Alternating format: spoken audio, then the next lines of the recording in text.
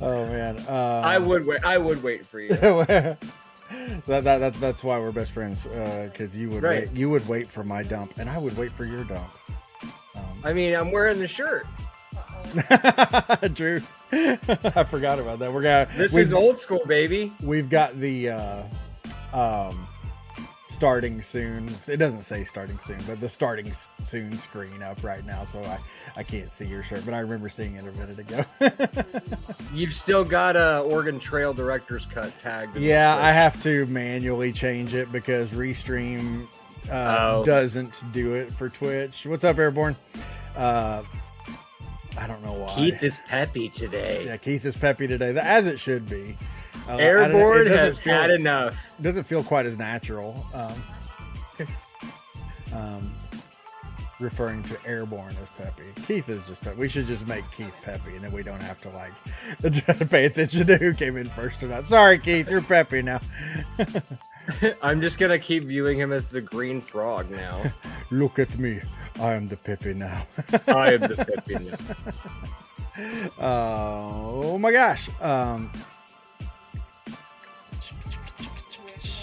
What did I bring this up for? I brought up my Twitch. Oh, I was going to update the freaking game. We're running an ad just so we can get that shit out of the way. How's everybody doing today? In case there's more than just Airborne out there, hope you guys are doing great. This is our final dual stream. We're going solamente YouTube starting next week. Yeah. We're so mad about it. We're just seeing red. Am I right, Steve? Wait, what? We're so mad about it. We're seeing red. Yes, we are very angry people. Only red. Because of YouTube. Yeah, it took me a minute to understand that. You might have heard me opening my can. I sadly am not drinking a beer because I don't have any beer. But I'll tell you what I am drinking. This generic peach soda, and it's freaking delicious. Is this is the fabled peach soda that is close to the Crush Peach. Best Choice is the generic brand. What's hilarious is they have the Best Choice is Dr. Pepper. You know how like at Walmart it's Dr. Thunder. Yes. Have you ever seen that? I have seen that. Well, like the Best Choice is called Dr. Choice, which is my camera's all blurry. Yes, I noticed that. I was hoping it would resolve itself before I had to bring it up. Is that helping? Sometimes it helps. Yeah, it helped. I think it's better. Okay. So it's a lovely Sunday. It's just not a podcast if my shit is just not working in some capacity. Hey, you're talking and like it's coming through in like Russian or something. Like that's the sort of stuff that we would have on this show. That's what the people come for.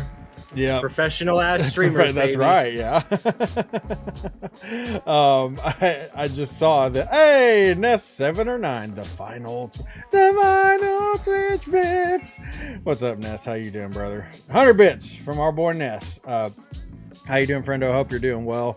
Adam was talking about how it's like overcast out in Ohio. And we have record temperatures here today.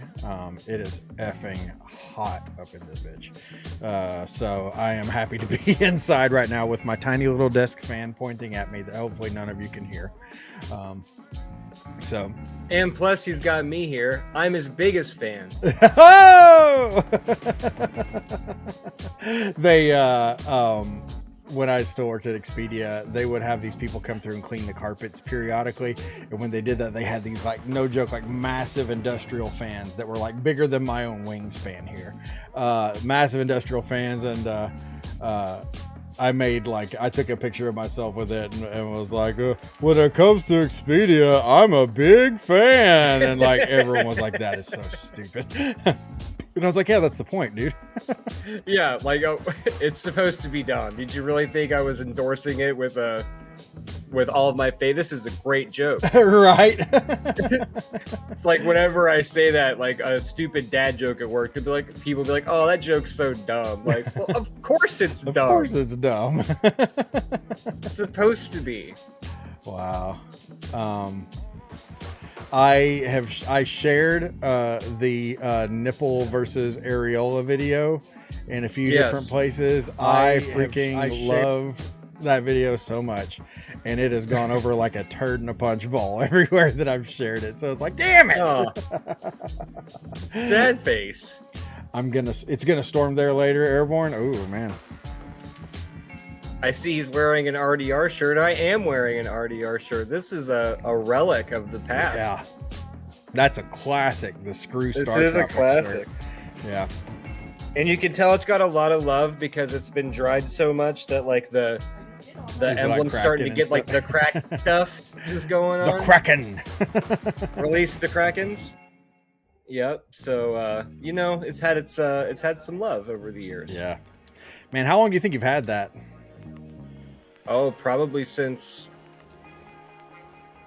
gosh, mid 2019. Mid 2019. I'd have to say. Man. Yeah, Airborne, how many shirts did you win?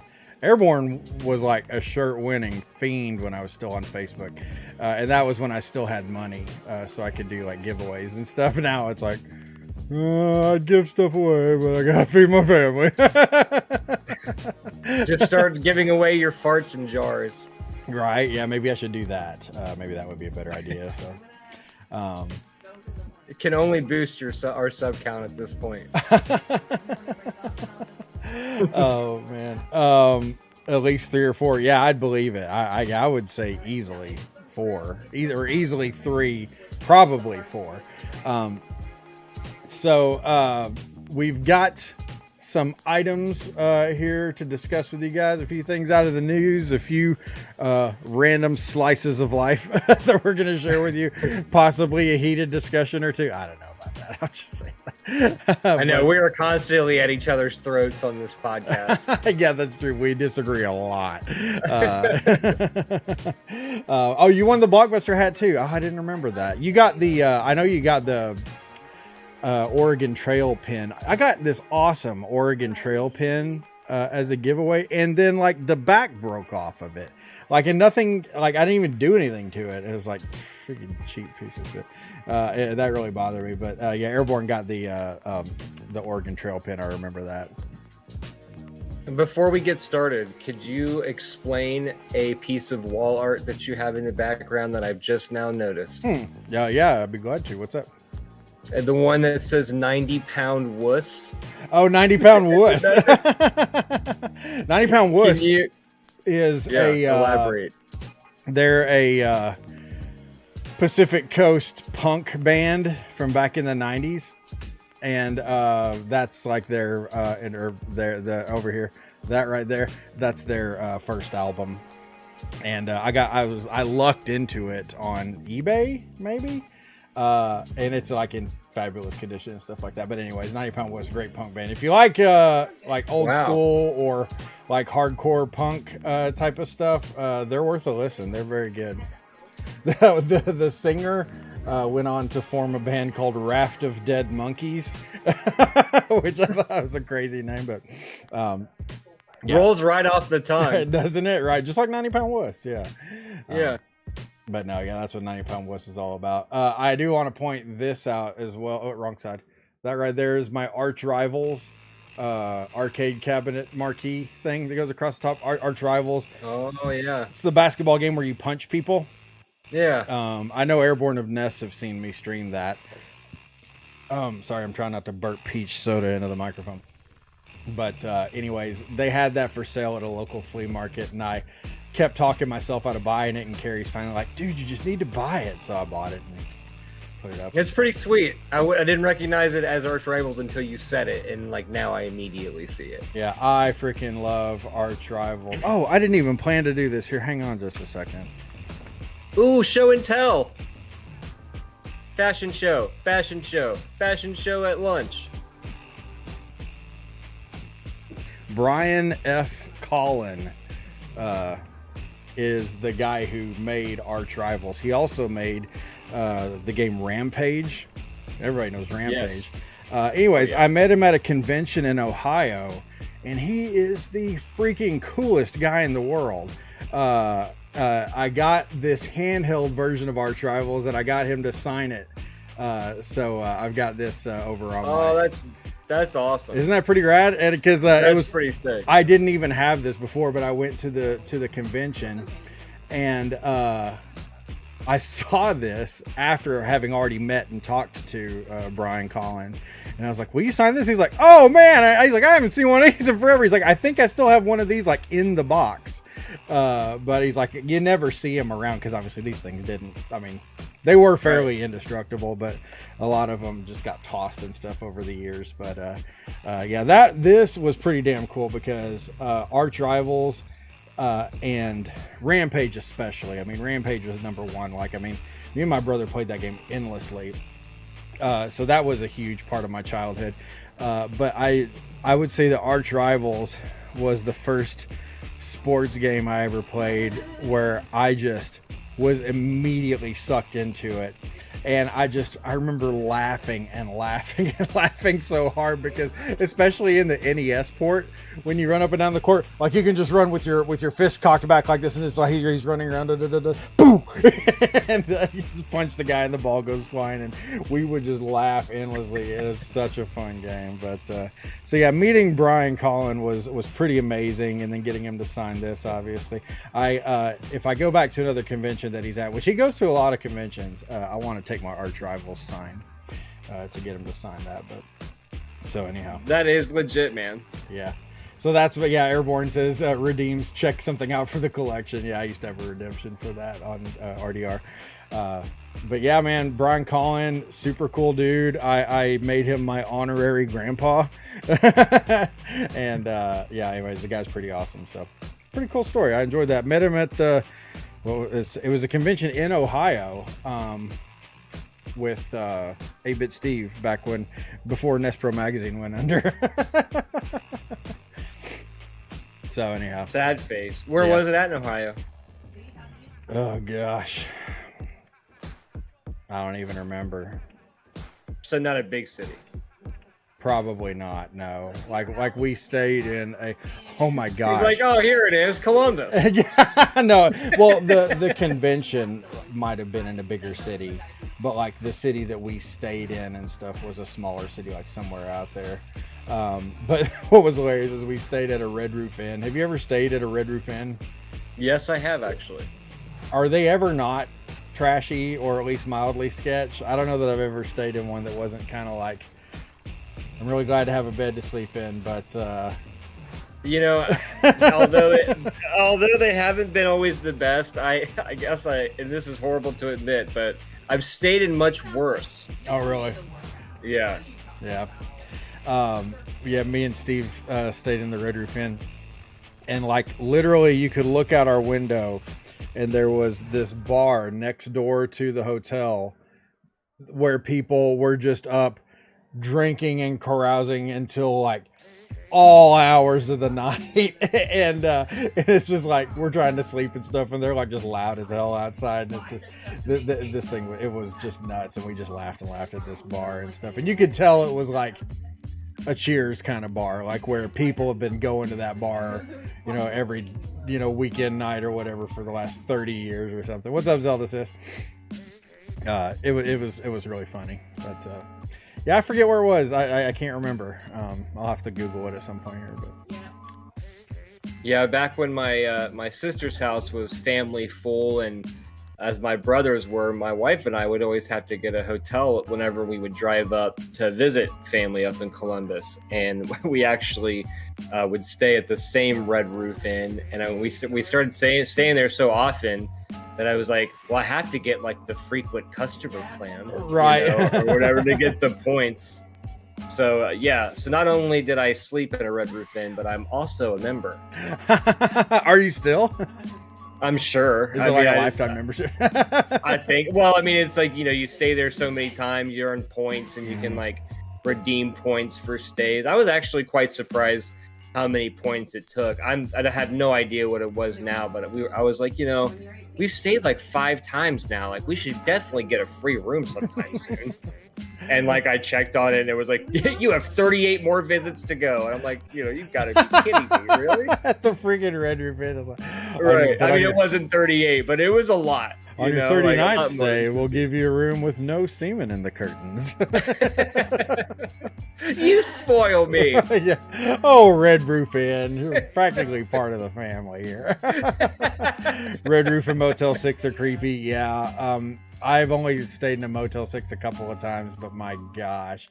It's funny because, like, I think back and I'm like, I mean, we weren't poor growing up necessarily, but we definitely weren't wealthy by any stretch. So like when we went on like family vacations or if we ever drove out to, well, our family vacations generally were going to visit family like out in California and stuff. So then you're driving for freaking ever across the country and we would generally stay in ratty little motels and I didn't realize it at the time because I was a stupid kid. I didn't know any better. But now I look back and I'm like, oh man, some of those places were not great. Oh man. I've got one that sticks out in my memory so vivid. It was like I stayed there last night. Mm-hmm. We, long story short, we ended up making a spontaneous decision to drive from Chicago to Cleveland to go see this band that we just saw the night before in Chicago. And we had all of these horrendous things happen to us along the way. So we didn't really have any time to get a hotel before the concert. So we rolled right in. We saw the concert. Got annihilatedly drunk, and there was this hotel that was like right around there that we had, like, this was in GPS days when you could only search up like surrounding things to where you were with a GPS. We were like, okay, here's one that says Euclid Hotel. We called them.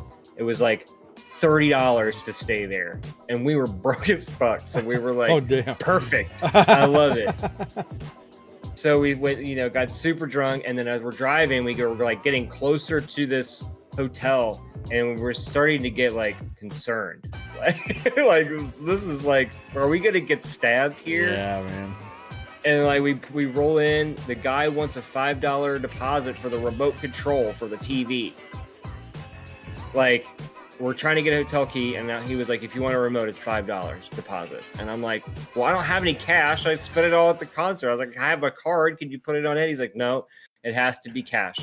I'm like, I'm not stealing your remote, dude. Like, I promise. Charge me $35 for the room. You can keep the Seriously. Like, what the hell, dude? So we roll in. It's like 1 a.m. We open the door. It's a mirrored ceiling. Oh my gosh.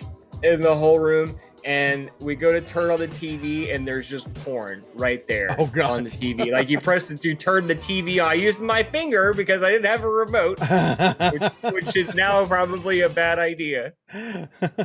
But press the power button, and it's just like, bam.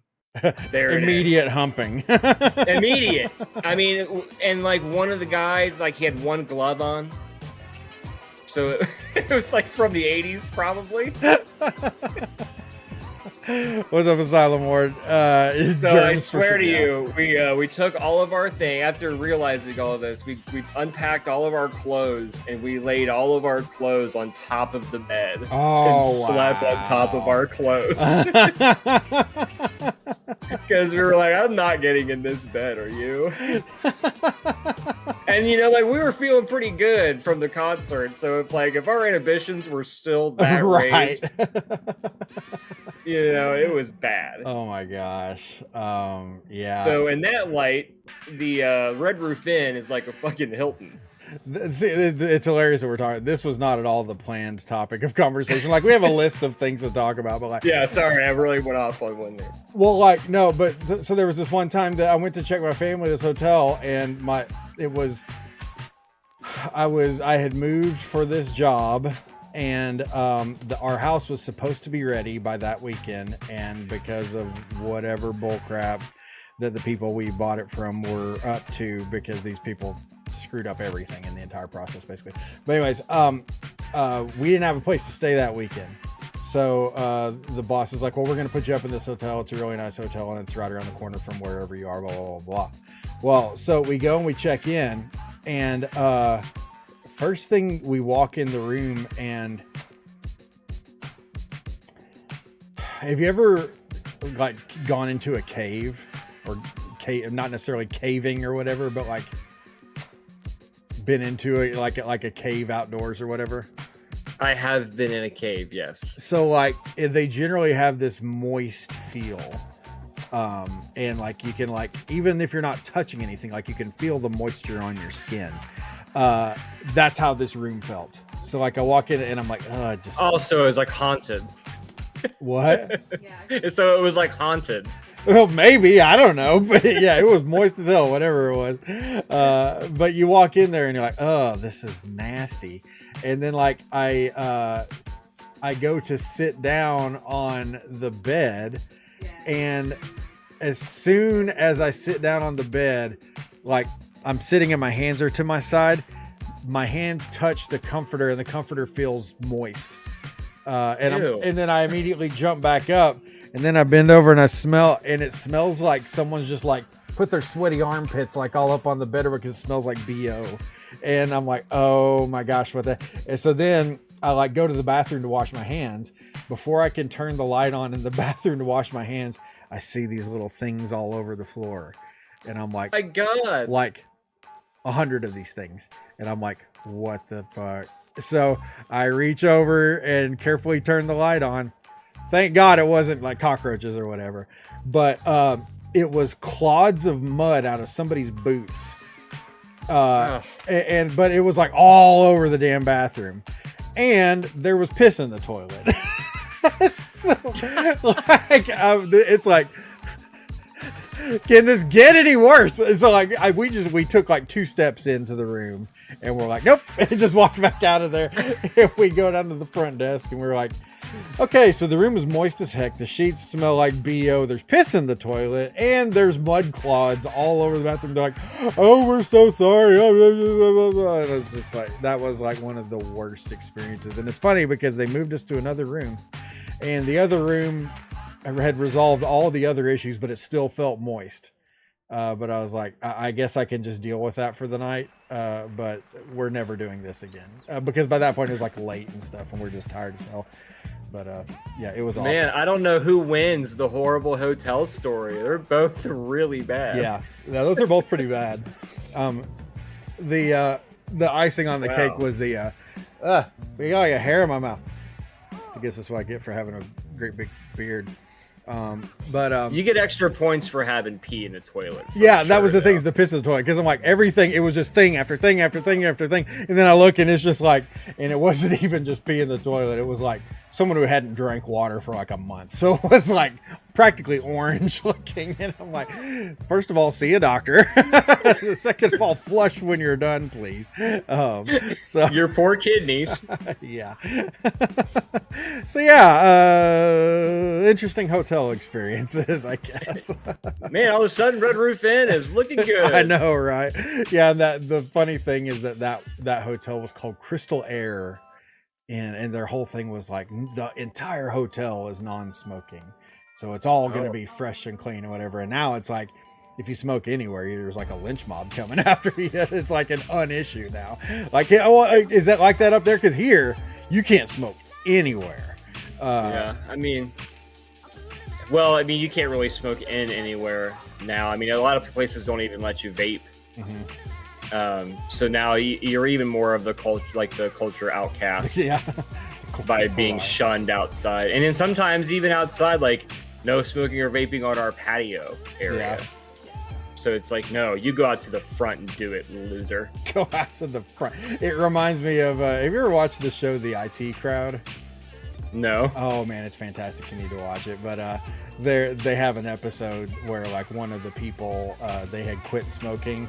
Well, then they somehow get back into smoking. I can't remember how it actually works. But anyways, the whole joke of that episode is like how smokers are like being pushed farther and farther and farther away from the building, and then eventually they have to like take the bus to like get to the place that the smoking area is, and it's just like, no, it's just so funny though. And even then, when you get there, it's like a burning oil, like a trash can barrel. And you all just have to huddle around the trash can barrel smoking. Like, I'll need to send you a picture of it because at like the very end, they have to they're at this bus stop out in the middle of nowhere. And you know how bus stops have like the thing that's like the square thing, so like the people who are waiting for the bus don't have to get rained on and all that. Well, anyways, it's like all spray painted and stuff, and there's profanity on it, and someone spray painted a picture of a dick with like some jizz shooting out of the end of it. Stuff like that. It's just like, oh my god. There always has to be a dick in something when there's spray paint involved. While delivering a pizza to a motel, the customer who ordered punched another guest and was getting arrested. So the guy who got punched paid for the pizza and gave me $100 tip. Heck yeah, girl. That's the way to do it. What a great night. So the guy who got punched, he's probably like, here, take this $100. I'm about to get paid. I'm going to destroy this dude. Then I'm going to eat his pizza. And then I'm gonna, yeah. Wow. That is hilarious. The trash can with a lit fire in it like hobos. It's over! Exactly like that. What's up, Amanda? And no matter what time of the year, it's always cold in the area, so everybody's wearing their fingerless gloves over the barrel. Fingerless gloves, man. Back in the shoot, we're talking about all kinds of stupid crap. We actually prepared a show, believe it or not. And like, how long have we been live now? All we've talked about 26 minutes. It's almost half an hour.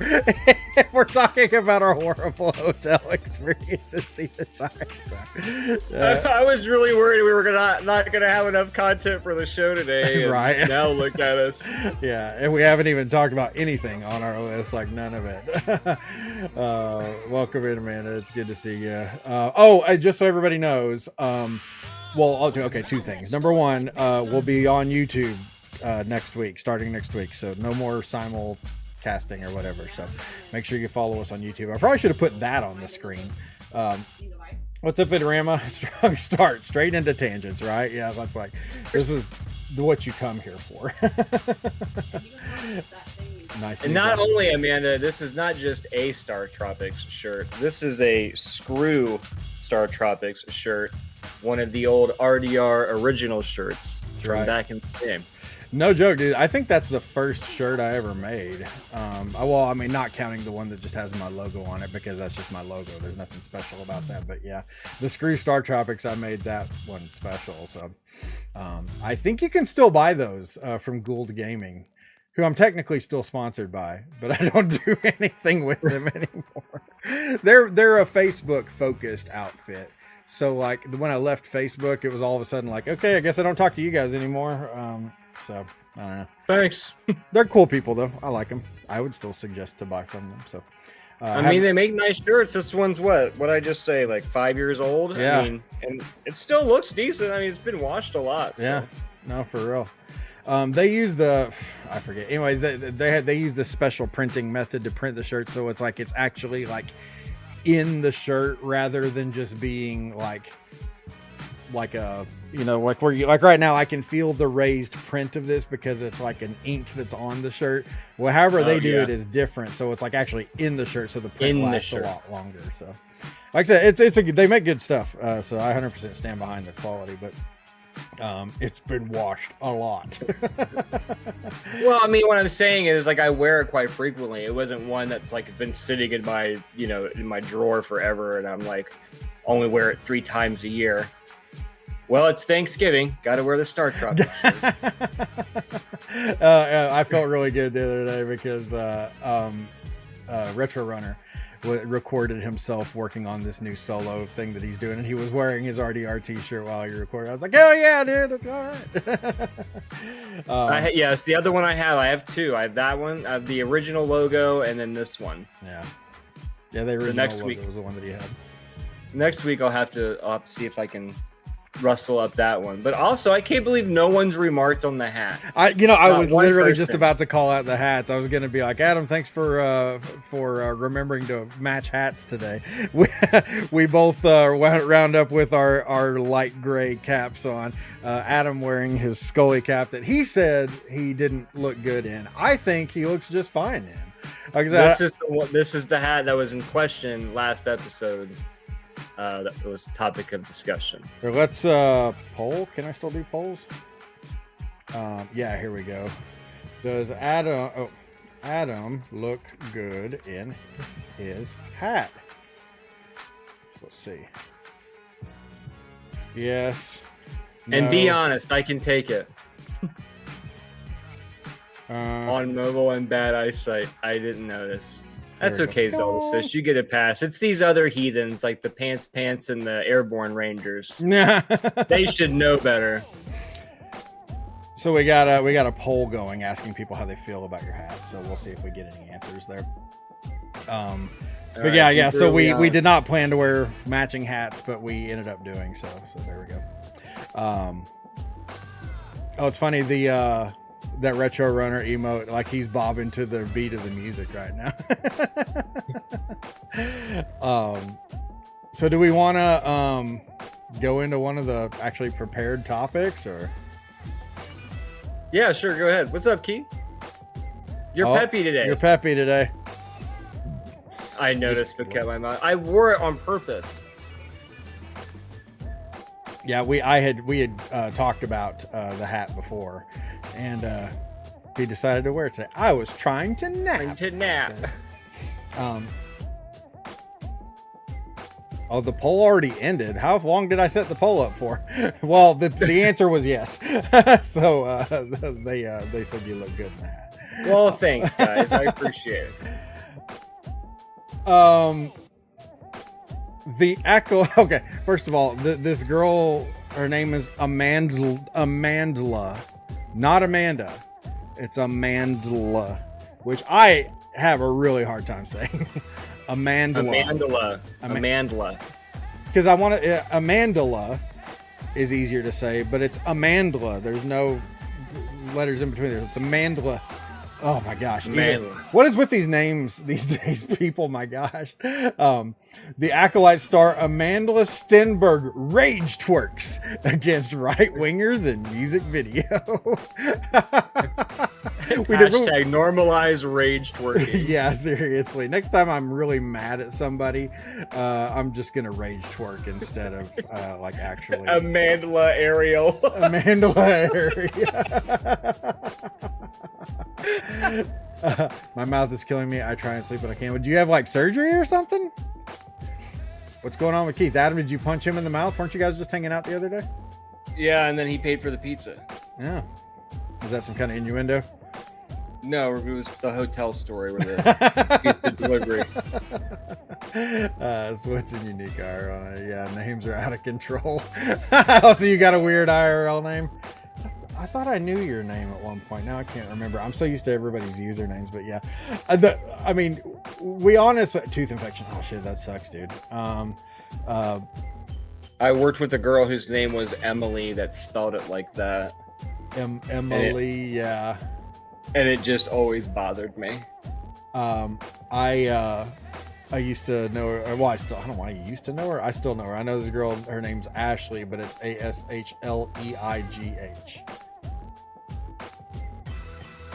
My name is as white boy as it gets. I think that's true. It is, but so is mine. But I just okay. This popped up in my Oscar. Is it Oscar? Oscar. Okay, wait, hold on. Yep. Okay, so what is the whitest male name out there? I mean, Farley.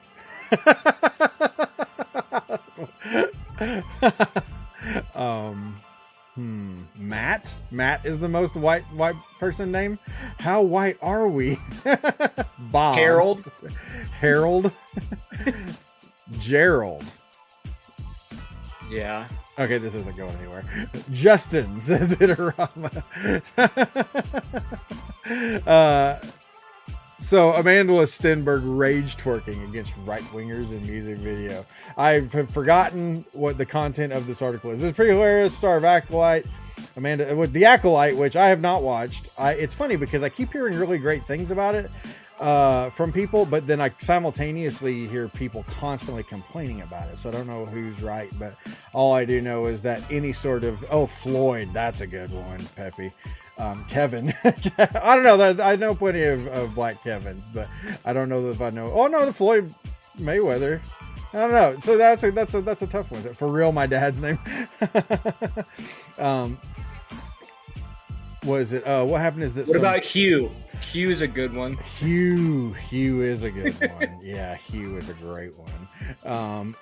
There when I was in second grade, there was shoot, I want to say his last name because it really kind of buttons up the package, but I'll just say his name was Doug, and I had never heard that name before, and I thought that was the funniest thing. Like, I laughed the first time I heard it. I laughed and laughed and laughed, and then I think my teacher told my mom about it, because then I go home and my mom was like, so I heard that you were laughing at Doug, and I'm like I just go nuts again because I'm like, Doug. Stupid name. Stupid Doug. Makes me want to Google him and see what he's up to these days. Probably in prison. Facebook him and just make fun of his name again. Hey, no, it's been a while, but your name's still stupid. Doug. So what are you up to?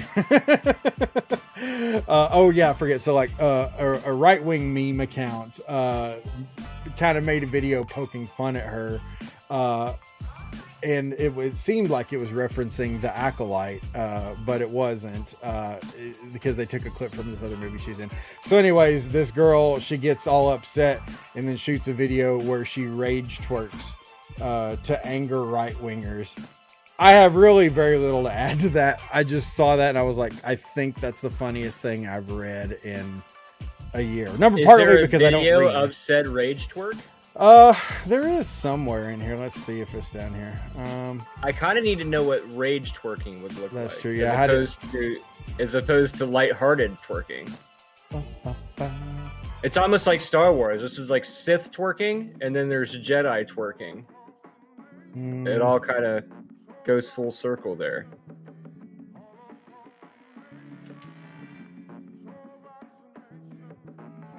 Oh, watch the music video. I didn't know twerking had ranges. I didn't either. I don't want to play the music from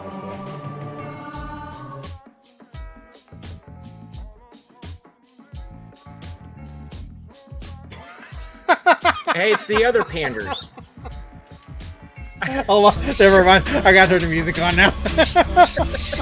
Discord.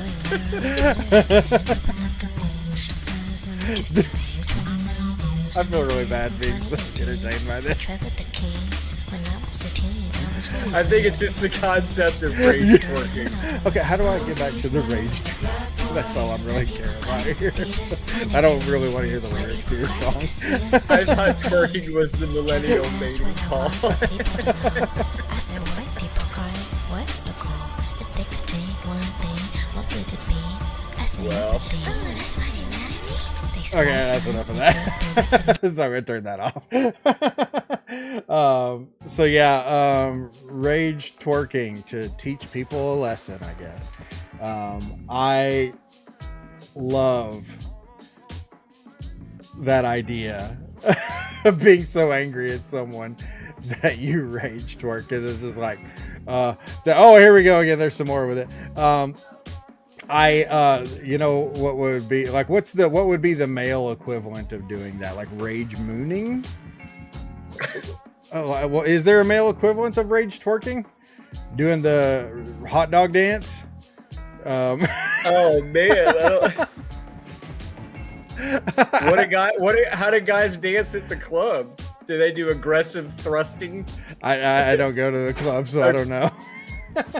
Well, clearly I do. Yeah. Whenever really. I'm not in the podcast, I'm at the club. Obviously, yeah.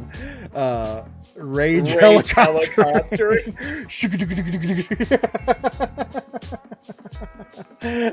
Wish I had a video. So yeah, go ahead and Google rage twerking, and I'm sure you can find that video or whatever.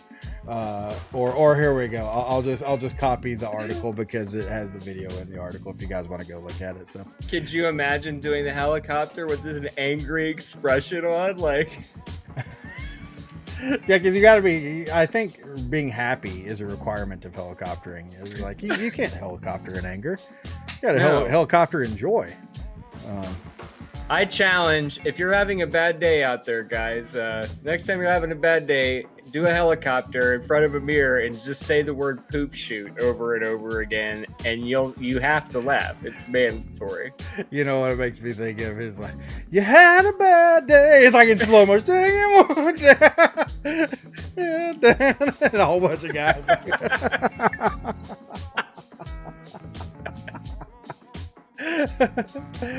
You had a bad day. You had a bad day. Oh my gosh. So yeah, rage twerking, like rage flashing. Try that one out, ladies. Like, I am so mad. It reminds me of Arrested Development. Say goodbye to these. I'm so angry, I'm going to drop it like it's hot right now. Oh man, Micro Bean Can helicopter. The image I have right now is hilarious. Yeah, I don't know why that showed up in like what they call that, the Google thing where like it gives you news articles and stuff that it thinks you'll be interested in. I don't know why it gave that to me, but that's what it gave to me, and I thought that was pretty hilarious. So anyhow, I'd like to point out, it's just completely off topic real quick, but since this is our last Twitch stream, there will be no more Dan Dangler updates. yeah, no more Dan Dangler. Well, she can stream whenever she wants now. I know. As of right now, she's not live, but you know, this will be the last time you guys know. So, last time I'll know. It's the end of an era. It is, sort of. Just make sure you cancel your Twitch subscriptions, because we will be keeping the account in case we ever want to use it, but like unless you want to just leave it active just to contribute to the cause. But anyways, we are going to set up something like either like a Patreon or Ko-fi or something like that, one of those things, to where, number one, so you can help support the show monetarily, because we do stuff that costs money, and but you'll also get like extra stuff too. So anyhow, so just be aware of that. Today is tangy ketchup with tartar sauce. That's our commitment is almost as hard to say as amandla. As a manla commitment? Yeah. Say that 3 times fast. Hey, wave in front of your camera again. God damn it. Steve said doo-doo. Steve said doo-doo. Cause he had a bad day. Had a bad day. Swinging my wall. Swinging my dong. So this one's pretty wild. I didn't do anything wrong. Dr. Disrespect responds to rumors that he sexted a minor. Adam's not very happy about this. So This Cody breaks my heart, man. Cody Connors, former Twitch employee, tweeted this a couple days ago. Says he got banned because he got caught sexting a minor in the then existing Twitch Whispers product. He was trying to meet up with her at TwitchCon. The powers that be could read in plain text, case closed, gang. So, yeah. He's a creep. Well, that's what they're saying. Has anyone been reading about this, or does anyone in here actually care about Dr. Disrespect other than Adam? Other than Adam? Well, that's not a judgment. I just know that you like him. What am I reading? That was a tweet. And then we have an article right here. So basically, this guy's alleging that the reason why, of course, the years ago, how many years ago was it? It was years ago. Internet bitch that. Dr. Disrespect was booted from Twitch and paid out the rest of his contract with them for a mysterious reason that no one has known up until this point, at least, with an asterisk next to that. This Cody guy He was banned permanently in 2020. 2020. Sexting, it's like sending sexually related messages. Sexting doesn't have to be like tweeting wiener pics or booby pics or hoo-hoo pics or bottom pics. Beehole pics. Beehole pics or belly button pics or like what. But anyways, it could just be talking sexual or whatever. But this guy on Cody Connors says he got banned because he got caught sexting a minor. Now, Dr. Disrespect has said, or well, let's go to the article because I'm sure they quote his tweet. Jake Lucky, who does gaming news, he retweeted Tuna Tunnel pics. Yowza. All right, good night, everybody. That's the end of the show. No, so Jake Lucky, he does gaming news and stuff like that on YouTube, and he has a pretty massive Twitter following. So he retweeted Cody Connors, said a former Twitch employee has come forward and stated the alleged reason for Dr. Disrespect's permanent Twitch ban being for sexting a minor in the previous Twitch Whispers product. Doc responds, Jake, seriously, I get it, it's a hot topic, but this has been settled, no wrongdoing was acknowledged, and they paid out the whole contract. And it says here, while some fans noted that Jake shouldn't be reporting on something so damning without any proof, a lot of others felt alarmed at Dr. Disrespect's response. He stated that the issue had been settled, quote unquote, and quote, no wrongdoing was acknowledged. This led me to feel like Dr. Disrespect was most definitely guilty. Had got out. Wow. Okay. Proofreading. This is Esports Illustrated. But anyways, Commander Carl responded saying, I don't think you're doing yourself any favors with this response. Anyways, and again, the Dave Chappelle in me is like, well, did the minor start it? Oh, wow, Amanda. Jeez. Dr. Disrespect that track. So Doc has other tweets that basically say the exact same thing as like, there was no wrongdoing here, or no wrongdoing was acknowledged. They paid out my full contract. This has all been resolved. Case closed. Most everyone is jumping on the fairly easy train to jump on that the guy's guilty. But there has been no proof that has shown that. And let me put it a little disclaimer here. I don't give a crap about Dr. Disrespect. I think he's entertaining, but I never watch him. Like, I've seen a few of his clips is basically what I'm saying. I don't give a crap about the doc. So if he's guilty, hang him high for all I care. But this is where I'm coming from is that there's no proof that's been put out anywhere. Until there is proof that's provided, the guy should be innocent until proven guilty. I mean, that is the point of the justice system. Exactly.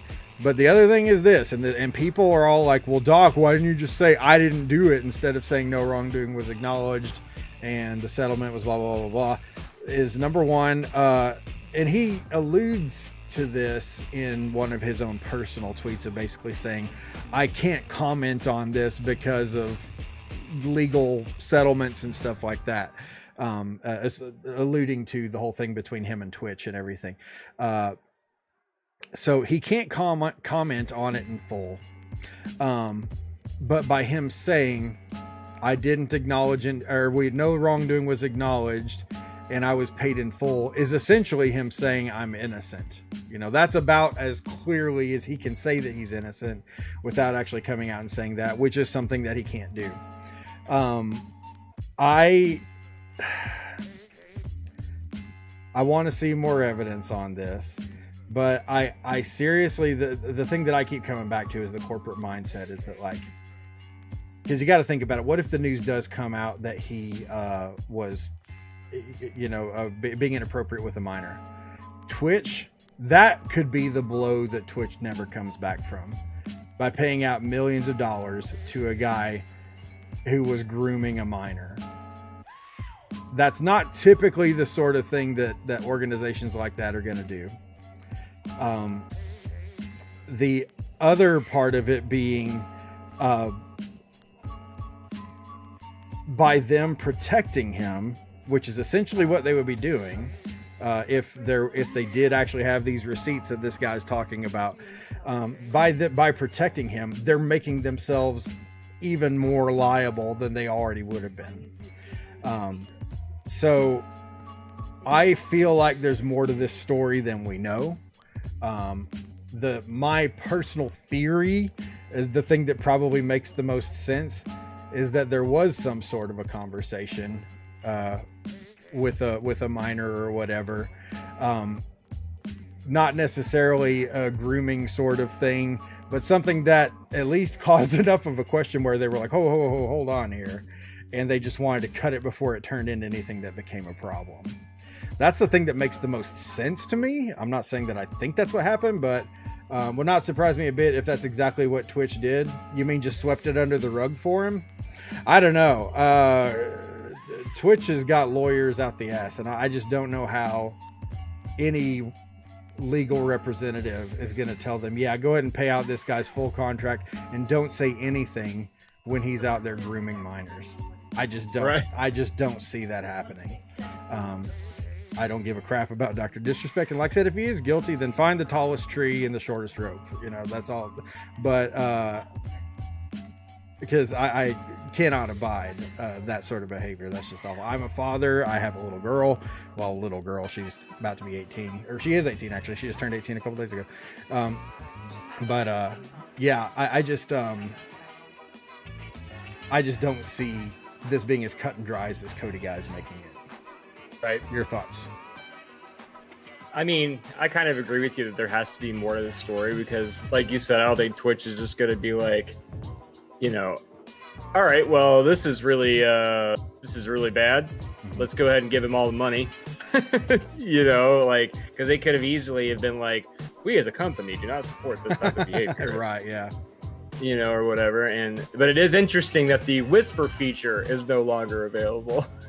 I was so happy for that, man, because I remember being in the middle of stream and getting whispers from people and being like, seriously, bro? Right. It's ridiculous. And not just people, like people that are in the stream, and it's just like, and it's not bad every time, but like sometimes it's like, hey, you need to make sure you do blah, blah, blah, blah. And I'm just like, are you seriously backseating me through whispers? Well, and like, plus it just sounds so creepy. Like I imagine like opening it up and it's just like, it's your favorite color. You know, like, jeez. Yeah. Like, they just don't call it whispering. And even, I mean, that even sounds weird. Yeah. I get you that, know? But yeah. So, I mean, I think that there's definitely more to it. And I hope in my heart that the doc isn't a slime ball. You know? Like, because I mean, I don't really know anything about the guy as a human being, but you know, like I just think that he's hilarious, and I admire the fact that he just brings so much energy and everything into every day showing up and stuff like that. And you know, I applaud that type of drive and stuff. So it would just be a shame if just another person that I, you know, admired ended up being a creepball, you know? Yeah. It's pretty crappy. I wish I would have copied that meme that I sent you, where they're not the meme, that video where it's anytime anyone makes it in content creation, like it's like the friend who's talking to the guy who made it. He's like, man, you've worked so hard, you put in all the time and the effort to build this, and now you got here, and all these people are following you and supporting you. You can make a difference for yourself and for your family. And then it cuts over to the guy and he's like, I just want you to know, I love kids. I love kids. And it's like, anytime anybody, no, they took away whispers, Amanda. You can't whisper. So it's not that at least I didn't do anything to block whispers, but I thought they took it away. So anyways, yeah, it's, I think there has to be more to the story here because, Itarama said something a minute ago. Let me scroll back up to this. Shelling out money to a creep to maintain image. Well, okay, see, this is... Companies are rarely ever going to make a decision that doesn't benefit them financially in one way or another. In this situation, they cut ties with Doc. They paid him out his entire contract, and then they let him go. So really, they lost in every way there. So unless Twitch did something wrong and did something to create liability for themselves, and they essentially paid Doc off to shut up, I just still don't believe that he would just whisper Granger and it worked. Well, all right.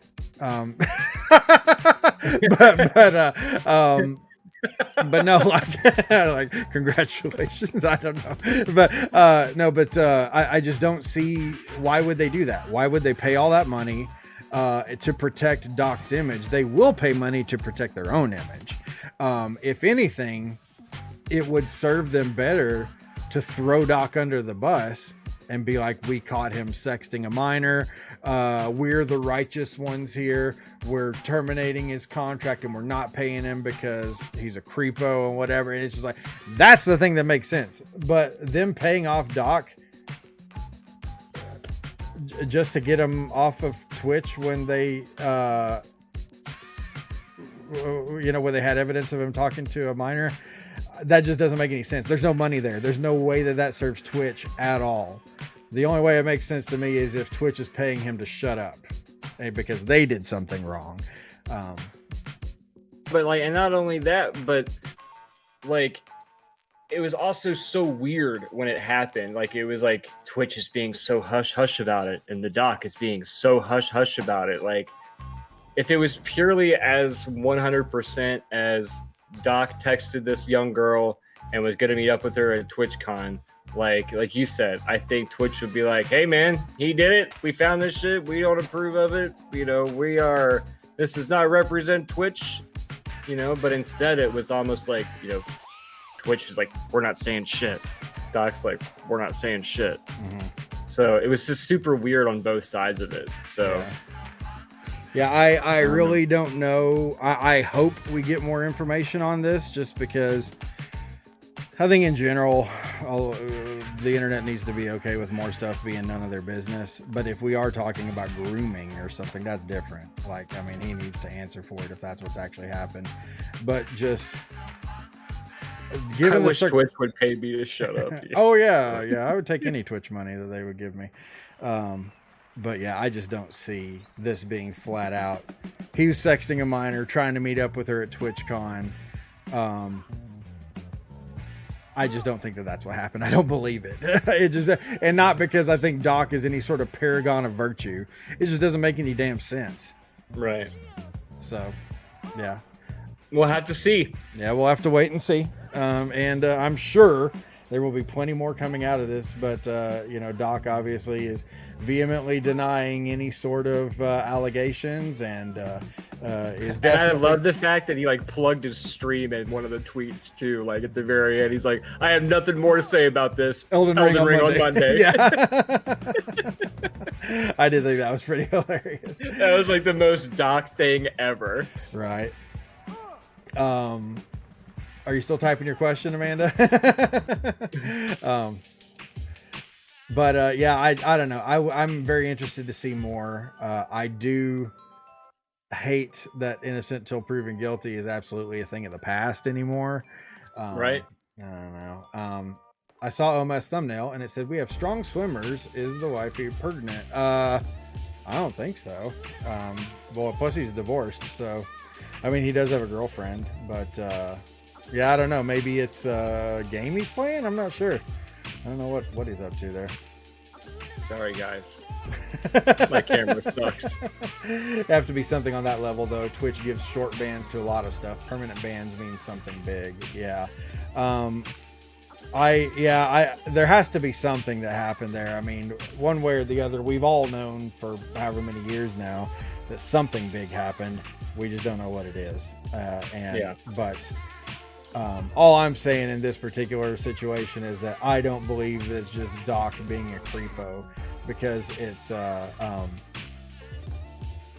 just doesn't make sense why Twitch would do anything that they did, because if anything, all they've done is pay out money that they didn't have to pay out and created more liability for themselves. Because I assure you, if it comes out that Twitch was protecting Dr. Disrespect from being accused of grooming a minor, Twitch will have hell to pay for that. And that's the sort of goodwill that like, well, there's nobody that's more efficient at squandering goodwill than Twitch. But this even would be a stretch for them.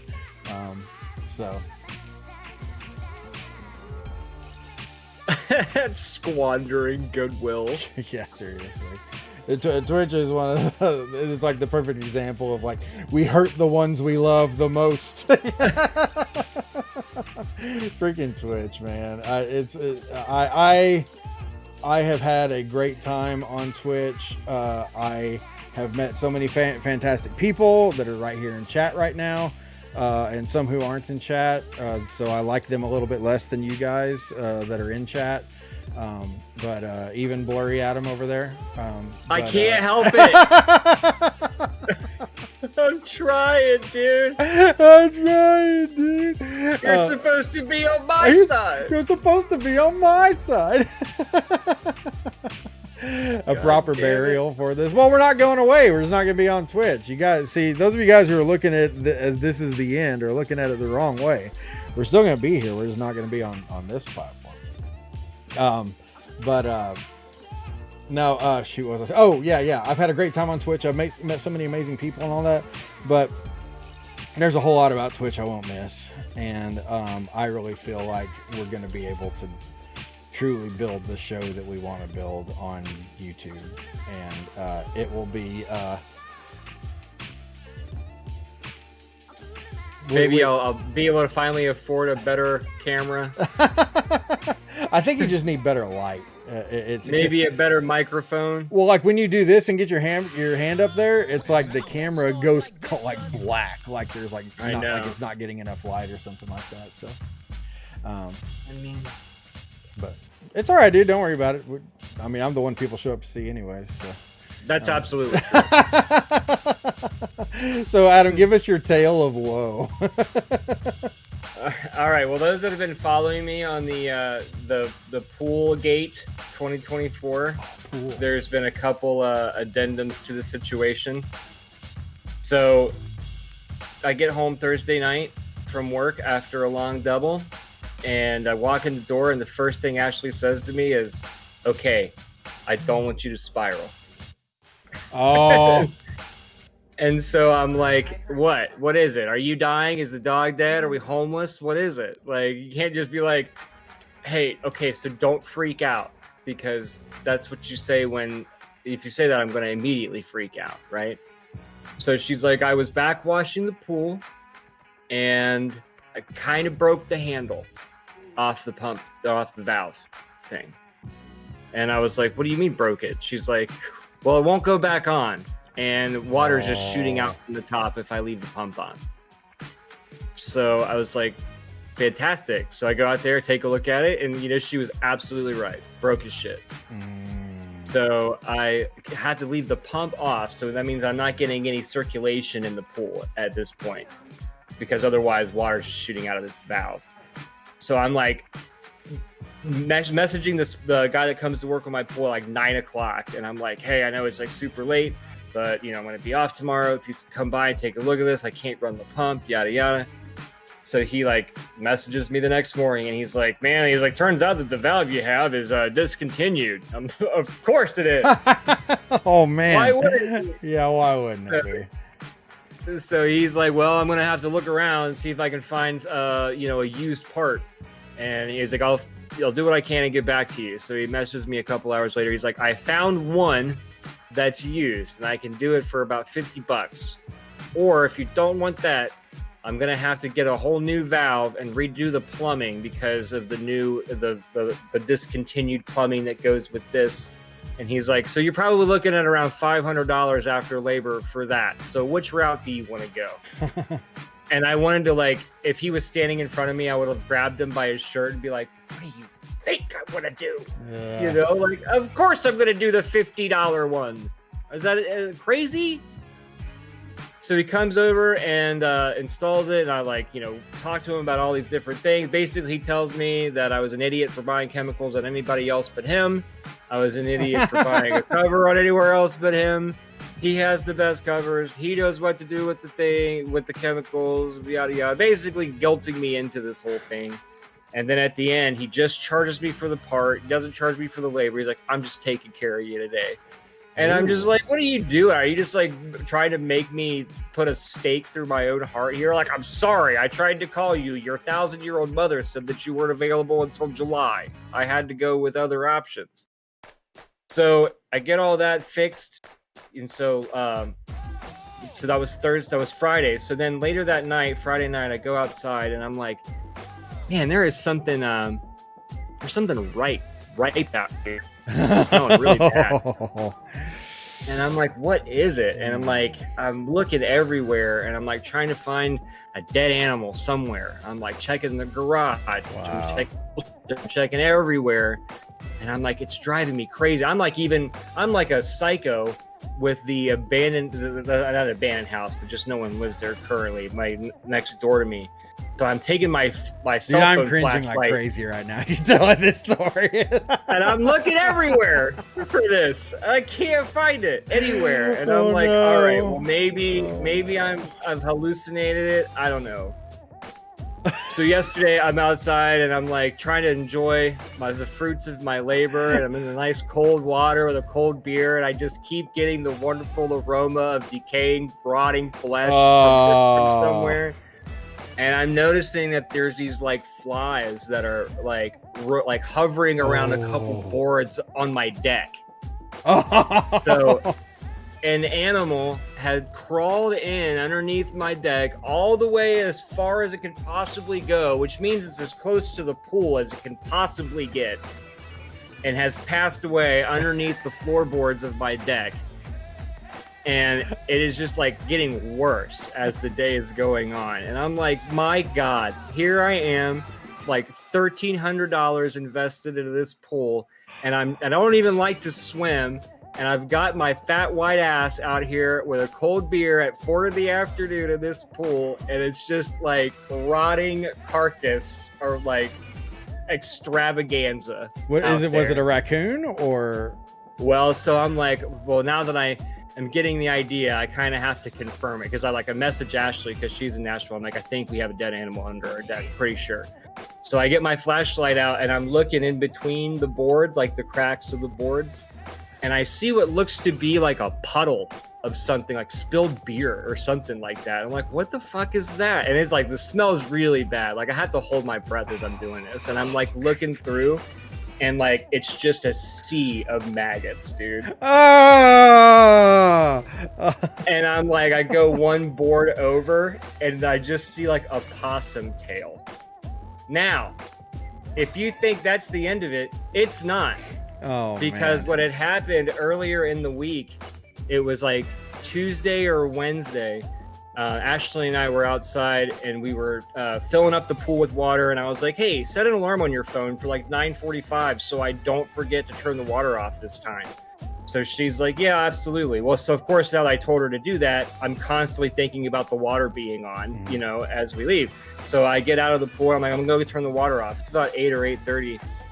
I go around the corner of the house to the spigot, and there's a possum. Like, I have a drip coming from the hose that, like, if the water's on, it'll like make like a small puddle just because like the seal isn't there all the way. So I've got this possum, and it's just like licking feverishly this water coming off of the hose. And I was like, all right, I'm just gonna let you do your thing, possum. You know, like, have all the water you want. So I left it alone for a bit. I didn't even check it for about 5 or 10 minutes, and came back outside and it was gone. So I turned the water off. And now, 3 days later, I've got a dead possum under my deck. Right now. Oh, man. And the thing, I don't know, this is probably a ridiculous thought, but like the fact that it's a possum, to me at least, makes it so much worse, because possums are freaking gross. They're also very helpful, and they get a bad rap, I feel like. I think I love Adam's wholesome stories. Don't drink Ohio hose water. Death. What's up, Ray Ray? It's only the best stories from Oberty, right? My gosh. It's my life. I can't make it up. I wish I could. Well, the thing that bothers me so much about possums is that, like, they have those disgusting fleshy tails. Remember we talked about the fleshy tail before? Fleshy tail, The fleshy tail. and their fur looks like it just holds all of the world's germs. It just looks It really does. You're right about that. So, but that being said, like I used to edit those wildlife videos for that guy. I think I've showed you some of those. But he always said that the possums would show up, and I always loved when the possums showed up. So it's like I don't hate possums or anything, but yes, they do still kind of gross me out. I think if I look at them from afar, I'm totally fine with it, and I like them, and I think they're cute and all that. But a dead possum under my deck, that's like worse. Not my favorite. Worse than any other animal. Like I'd rather find a dead cat under my deck than a dead possum. Yeah. So I can't do shit to get it because I literally would have to rip the deck boards off to get it, and I'm not doing that. Yeah. So, well, looks like the pool's just going to be off limits for about 5 days. And it's like, it's been so the pool hot, that like you've paid airport over today. $1,000, nearly $1.5 to get up and running. Yeah, and I'm just out there trying to enjoy a fucking beer in the middle of a Saturday afternoon when I've got the house to myself. I want to listen to my music, and it's just like, And I'm standing there staring at this literally- dead possum puddle and a bird shat in my can of beer. It's like, I just imagine it going there. Yeah, like it can that's only get exactly worse. how it would have ended. It can too, only get right? worse. Like, I man. love Fergs. I love Adam's wholesome stories. Such great things. Well, to be fair, it was labeled as a tale of woe. Yeah, that is true. Yeah, you did disclose that ahead of time. So combo this in then with your other disappointing interaction with McDonald's and DoorDash. So this is branching off into another just a horrible situation. Not dealing with dead animals, but I was trying to order off of DoorDash. I was trying to get lunch. And McDonald's had a deal where you got a free Big Mac with a purchase of like $15 or something. So I ordered a double quarter pounder with cheese sandwich, not the combo, a large fry, and a large iced vanilla sugar-free coffee. And then I had to add the Big Mac, right? So before the total shows up, and now I do have Dash Pass, so I don't have to pay for delivery, and I don't have to pay for the extra services and fees for whatever, just simply existing that's on there.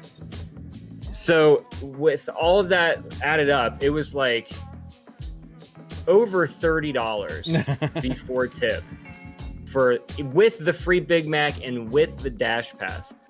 So then look, Dash Pass will give you like, you saved X amount of dollars by using your Dash Pass today.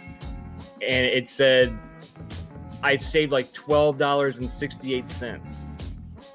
Okay, so I added that. And so by the time it was all said and done, like with tip for just those 4 things, it was like $46 and some change.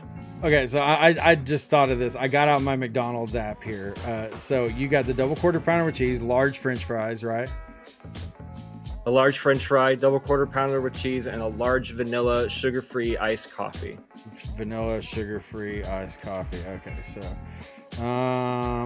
iced coffee. And then you have to throw the cost of the Big Mac in there. Yeah.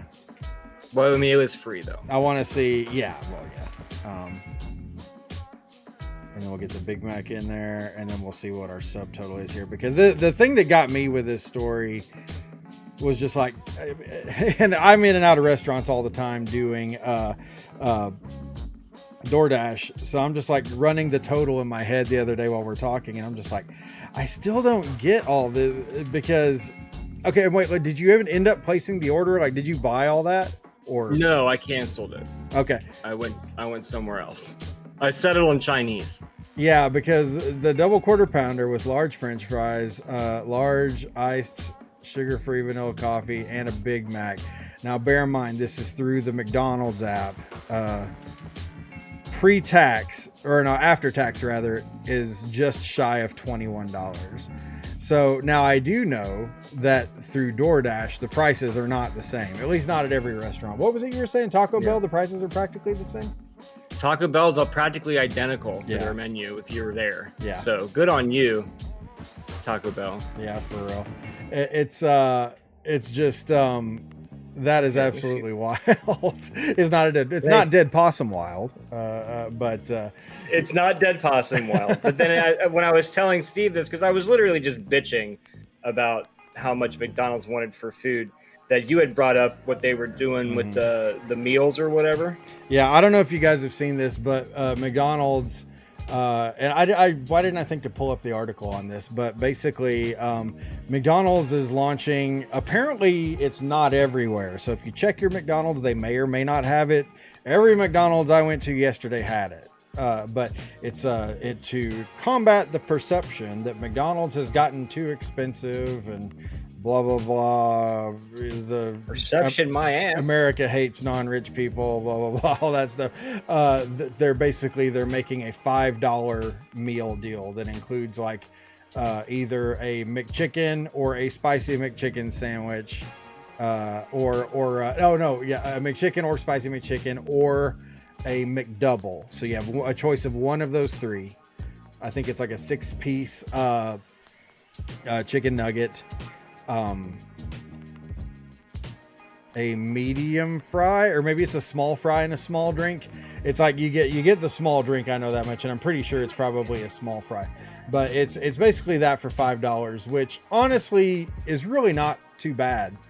But you also have to understand that like a small fry and a small drink is practically no fries and practically no drink. So they are copying the $5 biggie bag at Wendy's. What is that? The $5 copying the $5 biggie. I forgot whose comment I was reading there for a second. Peppy. No. So they're starting this $5 meal, but what cracks me up about to combat this perception, but what cracks me up about it is it's for a limited time and it's not even everywhere. So it's like, what it reminds me of is Flexi, who's one of my editing clients, and he was a regular in my streams on RDR and stuff like that. He at his job, they would, during the summer, I think he had said or something, they would bring them pizza on Fridays. It's, the standard, here we're bringing you pizza so we don't have to give you raises, like that kind of deal. Well, 4 nuggets, a $5 biggie bag at Wendy's is a small fry, small drink, 4 nuggets, and a choice between 3 sandwiches. I don't know if we'll get a junior bacon cheeseburger. Okay, so that's what it is. So yeah, it's basically that. Yeah. I can't remember if it had 6 nuggets or 4, but I would believe the 4 though. Keith loves him a good $5 biggie bag at Wendy's. I mean, honestly, that's not a bad lunch. Like I said, you got to realize you're getting almost no fries and almost no drink. But I mean, as long as you're okay with that, then, whatever, it's a decent amount of food. I would eat that and be full, probably, I would think. It comes with a drink, I think. Yeah, it's a small, but like a small's like a couple of gulps and you're done. It's a good post-pressure washing snack. Wait, what did I say? A couple gulps and you're done. That was a good one. I walked into that and I didn't even notice it. Oh, wow. Pressure washing snack. Do you pressure wash? Is that like, or is that just like what you do for fun? I don't know how to ask. Yeah, that's it. He pressure washes for fun. He pressure washes for fun. Do you ever play Power Wash Simulator? like when you're off work, you can still work a little bit. Swap it out for a small Frosty. Mappy Man's doing acting work. No, I did not hear that. Like adult content or 2 jobs: sushi server and pressure washer. Thank you. Okay, so this is what it was. So right now I have it where it's 1905 with the Dash Pass and everything. But if I didn't have that, it was saying that I'm saving $15.28 with Dash Pass. So it would be 19 plus 58 with plus 15.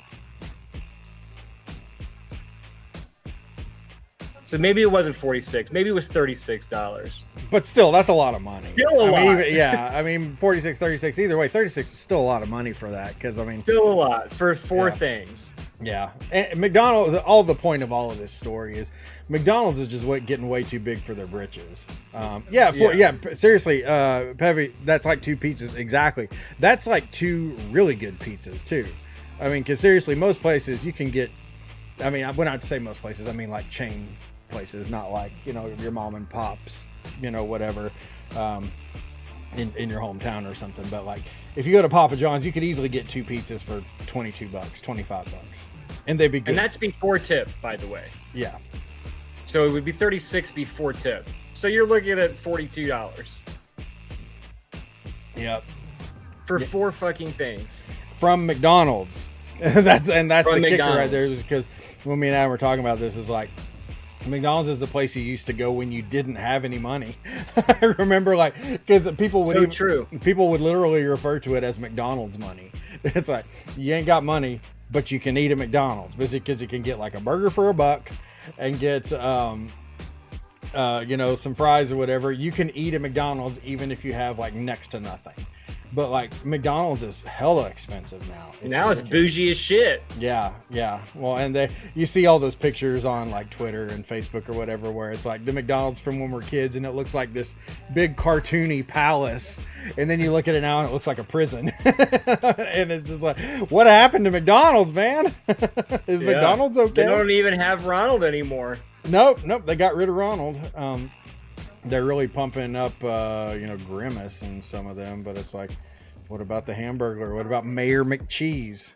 Local government doesn't matter to you, McDonald's? Mayor McCheese. So, kind of piggybacking on this, this whole DoorDash fiasco that Adam went through. Like I said earlier, and seeing if that helps, I turn a light on. Okay. Most of you guys are now. You're brighter, and Blair.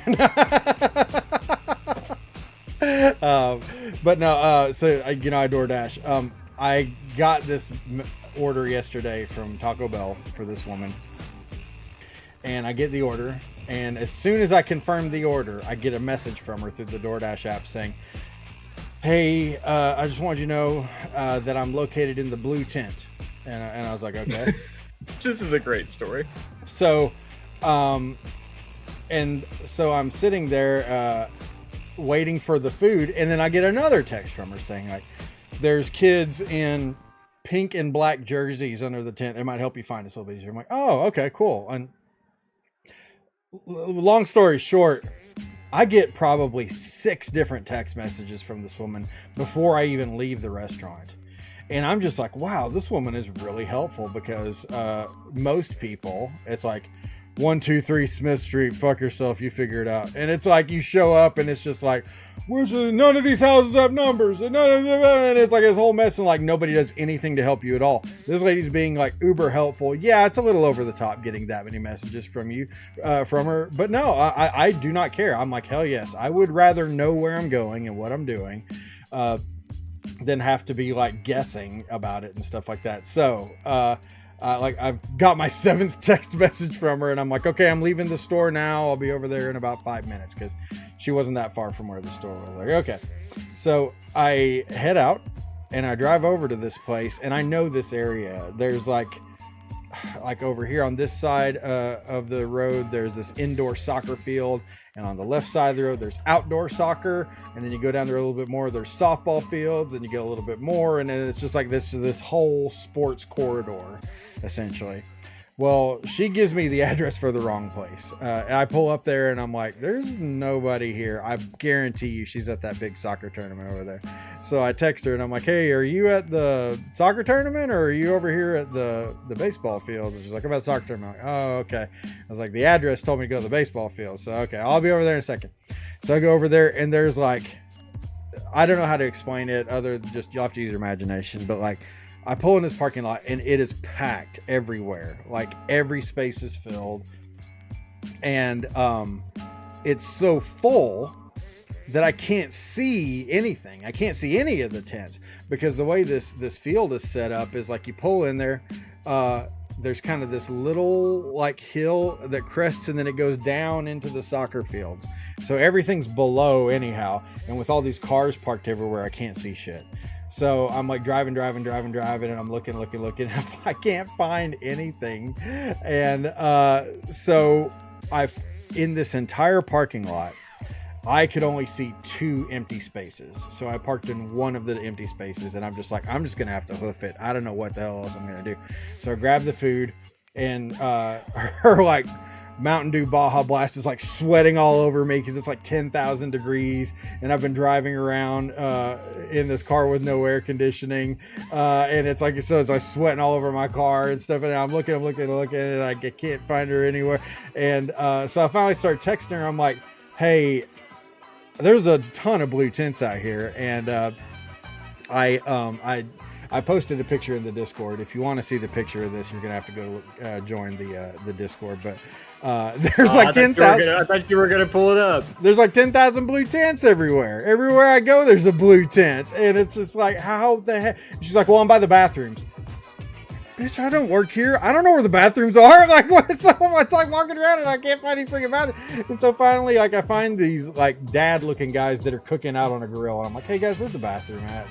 He's like, "Oh," and I'm like, "Okay, fine." So I go and I'm sort of walking toward this place and all that. Like 15 minutes later, I see these kids come walk. You learn the look that people get in their eyes when you're carrying around their food. But they're walking towards me and they've got that look in their eyes, and I'm like, "Hey, are you guys looking for the order for so-and-so, this person's name?" They're like, "Yeah." And I was just like, "Good Lord." And I just handed him the food and walked off.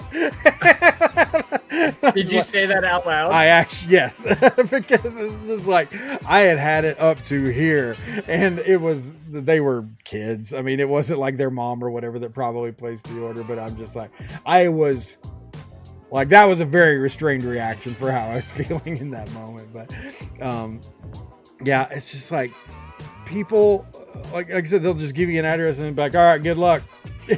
But this was the opposite. The lady was super helpful by sending me like 10,000 messages, but not a single message was helpful. It's like, "Yeah, I'm by the bathroom." It's literally like, Amanda, it reminds me of Twitch chat. "Yeah, no, you missed it. Go over there. Go over there. You missed it. It's by that thing." And it's just like, I don't know what any of this means. You send me the messages and I get them like 2 seconds later. So when you say it's over there, I don't know what the hell you're talking about. Give me actual points of reference. "It's by the castle."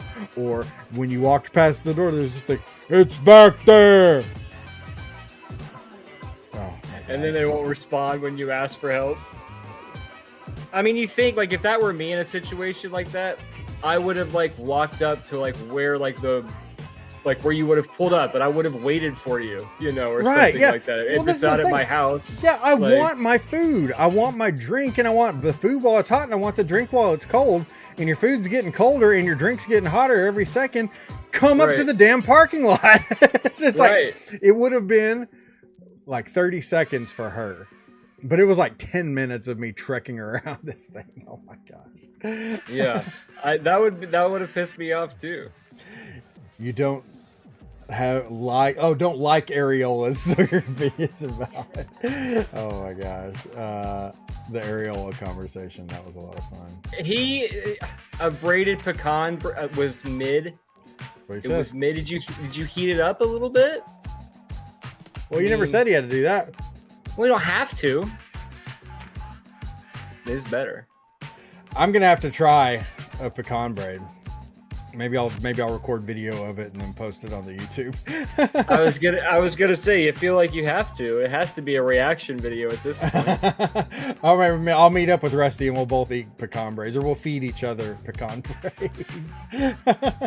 I'm gonna make a video of me eating one, and I'm gonna do my Harry Met Sally impression while eating it the whole time. Oh wow. Oh man. Did you want to tell the story about your missing burrito, or are we too far into this? Should we just move on?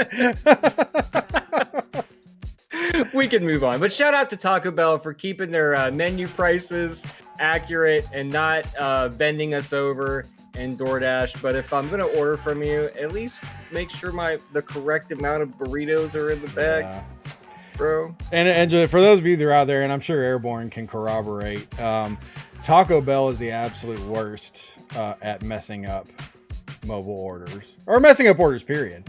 Like, I can't remember the last time I bought Taco Bell for my family that something didn't get at least mildly fucked up. But no, yeah, well, because and like I said, I'm sure Airborne can corroborate this. When we go to pick up an order from Taco Bell, this little thing pops up on the screen that essentially says, "Hey, this place has a real problem with messing up orders, so just make sure you check for everything. So it's like, if you got that popping up, that's really not a good sign for anybody. But Taco Bell is, like I said, the absolute worst. So 3 things. It's not like I had a monumental size thing. Like, it's like, oh, he's got 3 items. How many things are in there? 2. Ship it. I posted this picture in the Discord months ago at my Taco Bell. They have these signs, like someone, the boss, like printed them out off of their printer, and then they just slapped them all over the walls everywhere in the kitchen. And it's like, did you triple check, with like 6 question marks afterward, which is like, okay, this instills even more confidence. Like, did you triple check? Did you triple check? And one time, one of the managers, they I don't know if they got rid of this person or if they quit or what, but our Taco Bell used to have this terrible manager, and they did something wrong, and I had to call them out on it. I wasn't being a jerk or whatever, but it's just like, hey, you need to know that blah blah blah blah blah.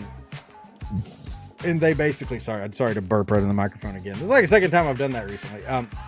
But they like kind of acted like I was wasting their time and like they need to get back to work. And I was like, I can't, how did I phrase this? It was like, I know you're ready to go back and, I know you're ready to go back and, forget to put things in people's orders, but you need to understand that this is an important thing or whatever. And they were like, I was like, that was fun. I like saying that. So, yeah, they seal the bags. Yeah, so that's the other thing too, is like, I don't even know why DoorDash does that. They're like, yeah, make sure you check the bag. We can't check the bag. They like paste it shut as soon as we get it. So it's like, I could tear the bag open, but do you really think the customer wants that? Anyways, that's a whole nother deal. Yeah, because, well, then I had to go through the refund process at DoorDash for my fucking burrito because it wasn't there. And the first question that DoorDash asked me was your bag sealed? And it was like, yes. I love how it's like, if I say no, then like, what do you think? Like, is this a common thing where like the DoorDash guys eating the food? It's like, fuck yeah, grande burrito. Oh, he's got no sour cream. I hate sour cream. This is amazing. Yeah, it's pretty crazy. Absolutely laugh at my adopted daughter when she DoorDashes a McDonald's frappe for $14. I'm like, dude, you work just over an hour to afford that, really? Yeah, I told my son, I was talking about to him about that, like when, you know, you kind of enter the workforce and money starts feeling different to you, because like I remember I worked at my local grocery store bagging groceries and taking them out to people's cars. I don't even know if anybody does that anymore. But like we would carry out people's groceries, and it was freaking hot Arkansas heat, and like on the black top at this grocery store, just like roasting your face off. I remember going home on my lunch break and just laying in the middle of the floor, like completely spread out like this underneath the ceiling fan, and like, and I just like drink a ton of water and then just basically pass out for 20 minutes, and then I go back to work. But I would like go to buy something and I'd be like, man, this is like 2 hours of bagging groceries. I don't know if it's worth it. So that's how I started thinking about stuff. I was always kind of this is 2 hours of bagging groceries. Yeah. I don't need this game that bad. The not wanting to interact with people that probably was behind that 14 frappe. That's true. Sometimes you just want to pay to not talk to anybody. Yeah. Just give me. And have a delicious coffee. a delish coffee. So me and Adams were talking this week. As you guys know, one of the common themes here on the Beer O'Clock Show is two dudes loving each other. And where that always came from, or where that whole concept came from, is we were talking about it one time. I was like, that's where all the best movies are.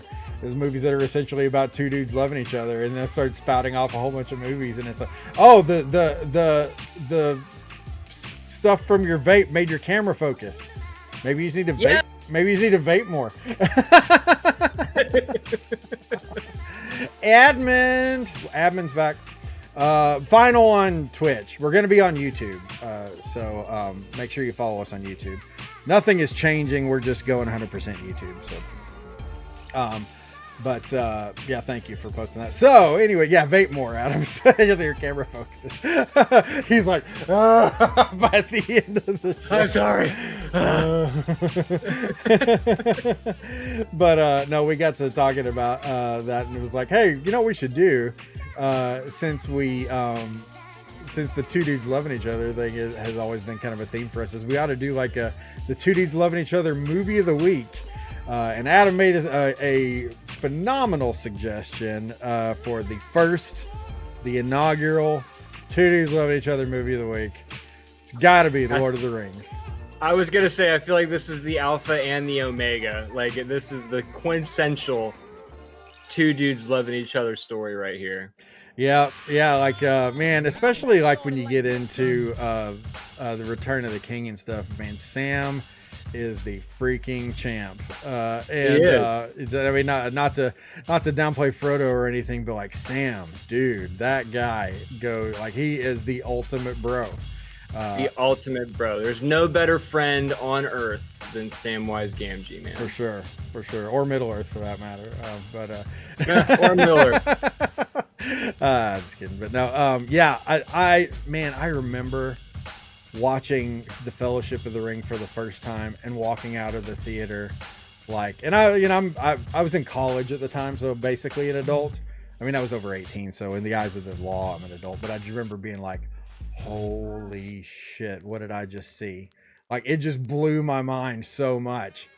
Love those movies. They're fantastic. But it's just like, yeah, the whole concept of the two dudes loving each other is 100% played out in these movies. And it's not even just with Frodo and Sam. There are dudes loving each other all over the place. Oh, in absolutely. these movies. Yeah, Merry and you got Pippin. Theoden and Aragorn, Merry and Pippin, Gimli. Legolas and Gimli. Yeah, for sure. Yeah, you could go on and on and on. I mean, the dudes are loving all the dudes in Lord of the Rings, man. It is bro central. Yeah, absolutely. So Sauron and the Witch King. The Nazguls, those were 9 bros. The 9 bros, yeah. They literally hung out all the time. Yeah. I have, what was it? Saruman and the Uruk-hai. Gandalf and the Eagle.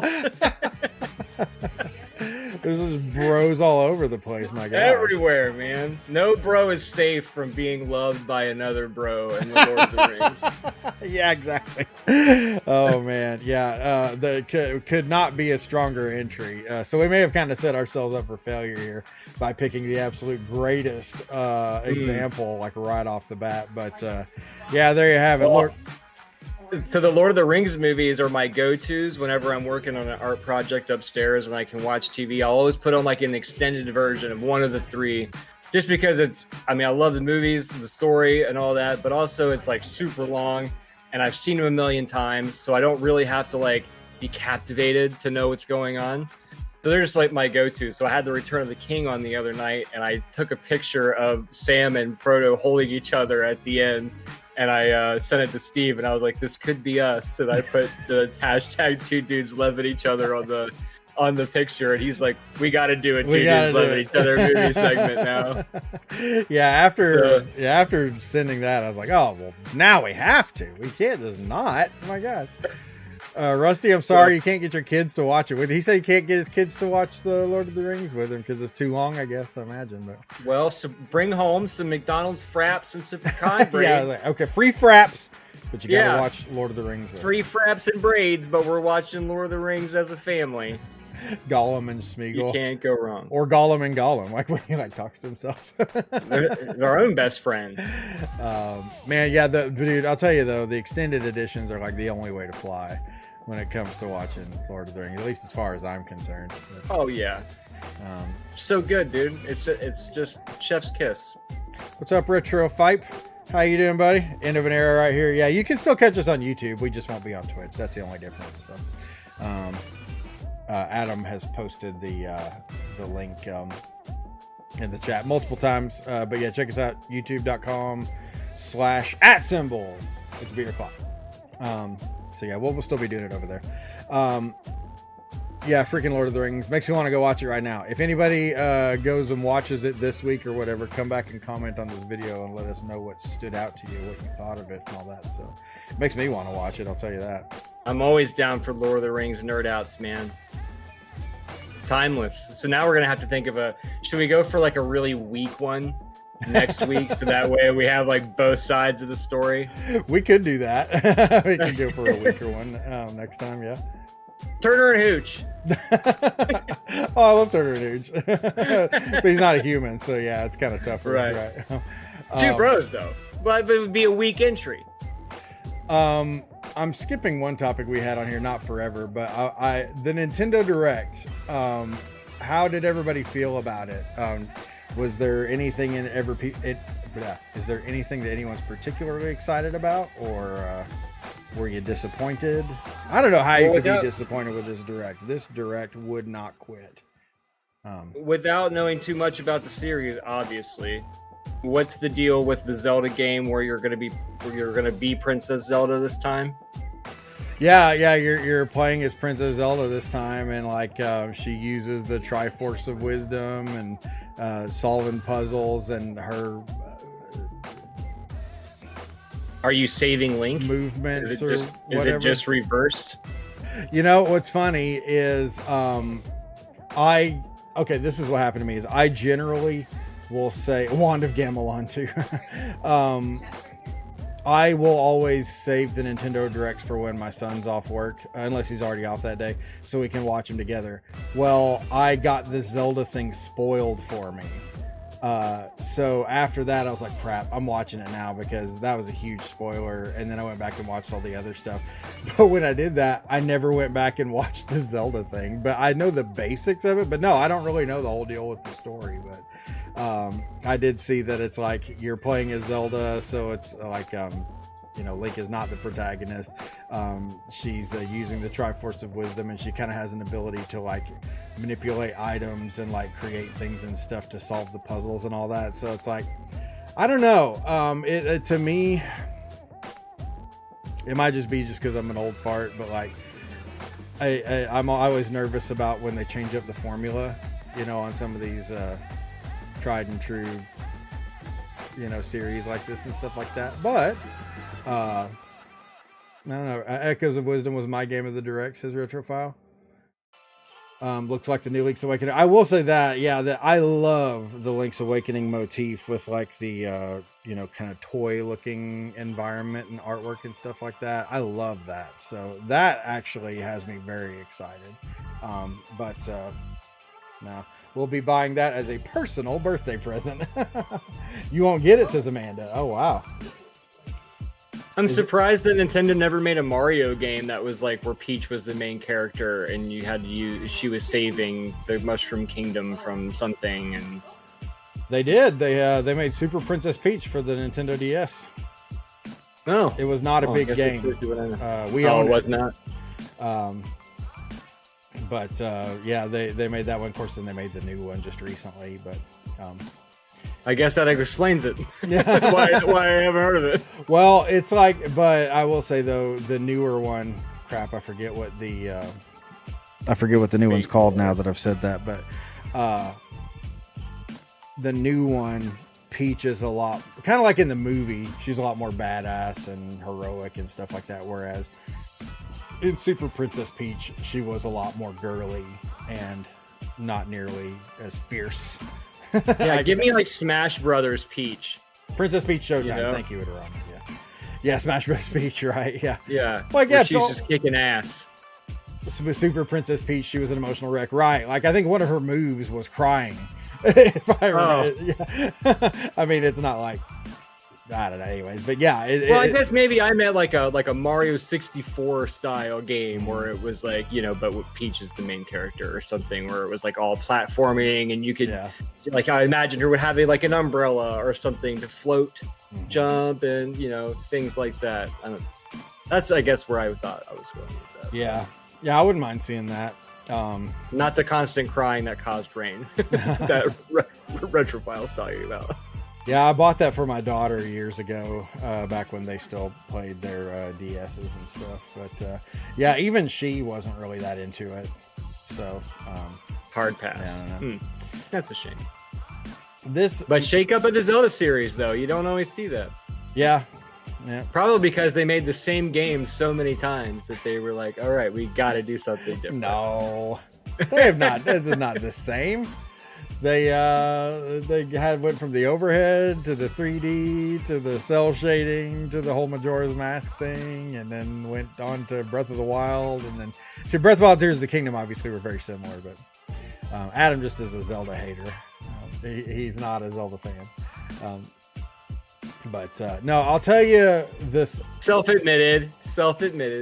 I'll be honest with you. The thing that got me more excited than anything, even more excited than the new Zelda, was the Dragon Quest 1 through 3 remasters, the Erdrick Saga of Dragon Warrior. Dragon Warrior will always be Dragon Warrior in my heart, even though it's Dragon Quest to billions of Japanese people. But no, like the remasters of those has got me so pumped because those games are phenomenal. But the thing that had me a little bit disappointed about this is that, like, okay, RPGs practically just did not exist in America. I mean, they did, but they didn't. Americans were not enamored with them. It was not like Americans wanted action games. They wanted to, be Mario smashing mushrooms or whatever, or be, running around shooting things and stuff like that. RPGs just were not a thing really in America. Well, Nintendo did the Dragon Warrior giveaway promotion or whatever it was, or basically you subscribe to the Nintendo Power Magazine for a year and you get Dragon Warrior 1 for free, which is how practically everyone I know got their copy of Dragon Warriors through that promo deal. So it's like for $15 or $20 or whatever, you get an NES game that's like 50 or 60 bucks. And that is what caused RPGs to explode in the United States. Fast forward to now, they're doing the Dragon Warrior or Dragon Quest or whatever remasters, but they're starting with 3. Now 3 is generally regarded as the strongest entry in that saga, if not the entire series, depending on who you're talking to. So it makes sense why they're doing that. But from someone who's like into gaming history and all that, I feel like there was a huge missed opportunity for them to not somehow make a cool promotion thing where it's like we're going back to the original and like really kind of celebrating that promotion that got RPGs to take off in the United States. Like, you can't see it, but right over here is a massive Luigi poster from the Year of Luigi that I got my son for Christmas years ago because well, I guess he still is. He's a big Luigi fan. Well, it's like they did this huge thing to celebrate the arrival of Luigi for an entire year. Had it not been for what happened with Dragon Warrior, who's to say if RPGs ever would have taken off like this in the United States? It's responsible for a lot. And Nintendo serving up number 3 first instead of number 1, I feel like it was a big missed opportunity to not make something just kind of really nostalgic and earth-shattering. And they could milk us for so much money on this, I swear, because guys like myself who have been loyal to this series forever would have paid money for pretty much whatever. But I don't know. They didn't do that. But all that being said, regarding the Direct, the Dragon Quest remasters are 100% the thing that I'm most excited about. How extensive are they doing the remaster? Is it like going to be like a pixel remaster, like Square did for the Final Fantasy games, or is it like more intensive than that? It's HD 2D remake, so it's basically kind of like like a Octopath Traveler, yeah, exactly. Style. Yeah, I love that shit, man. Yeah, that art style is so good. Yeah, seriously. And they showed like some images and stuff in the Direct, and it's just like looks freaking gorgeous, man. I just can't wait for it. I bet those will be sweet. Mm-hmm. So can we expect RDR doing an RPG stream? Oh my god. The dreaded channel destroyer. The channel destroyer RPG stream. I seriously might have to. Honestly, I probably shouldn't say this out loud because it might get somebody's hopes up. But like, it makes me want to play back through the originals again, just to prepare for when they come out and stuff. But I don't know. I don't have the time to do that stuff anymore. But only when you finish the series, you jump right into Tales of Vesperia right afterwards. Or Tales of Symphonia.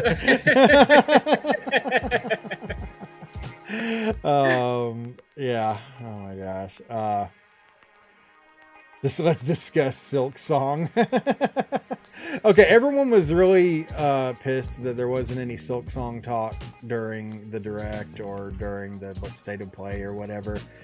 What's a Silk Song? Silk Song is the new Hollow Knight.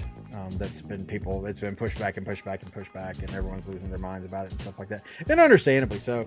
Like it's a sequel? Yeah. Well, is it Okay. a direct sequel? I'm not really up in the whole. I've played Hollow Knight, but it's not like DLC. It's a whole new game. Yeah, it's a whole new game. Okay. I've of course, how can you trust any of these things? But like, I will say I've seen from a billion different sources that it's like, this game is just going to drop one day. They're not going to talk about it. It's just going to be like all of a sudden one day it's available and then everything's going to go crazy. I actually thought Silk Song was a prequel where you play as Hornet with the events leading up to the night arriving in Hollowness. Oh, it could be about that. Amanda says it's about Hornet. We all want it so bad. That's literally every gaming news event people complain. I know exactly, right? That's all it's going to be until it finally releases. But no, I've heard from a lot of different sources, or maybe not heard, I've read from a lot of different sources and stuff that the game is just going to drop. They're not going to talk about it in a direct or a Microsoft thing or a PlayStation thing. So I don't know. I guess I didn't know that Hollow Knight was a Nintendo oriented game. It's not. I mean, it's not an exclusive. Shadow Drop, yes, that's the word. Thank you.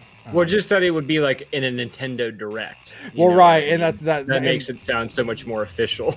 Exactly. Yeah, it's and that's kind of why I never expected it, because it's just like, why would they announce it when it's not going to be hardware exclusive? I mean, unless that's something that, Retrofile. They don't need to say anything. Exactly. I mean, people have been frothing at the mouth for this forever. So yeah, they don't need to say anything. It just needs to be available for purchase, and then people are going to get it. So did you play through Hollow Knight? Oh no, I played it, but I did not play through it. It's a game. It's one of those that I'm always like, man, I need to go back and actually play that one, because when I say played it, I almost kind of want to put an asterisk next to it, because it's like, yeah, I played it, but I didn't deeply explore it or anything. It came out when I was way into other games at the time and stuff like that, and I'm like, ooh, that looks really good, I want to do that, and then I just kind of never did. I can empathize with that.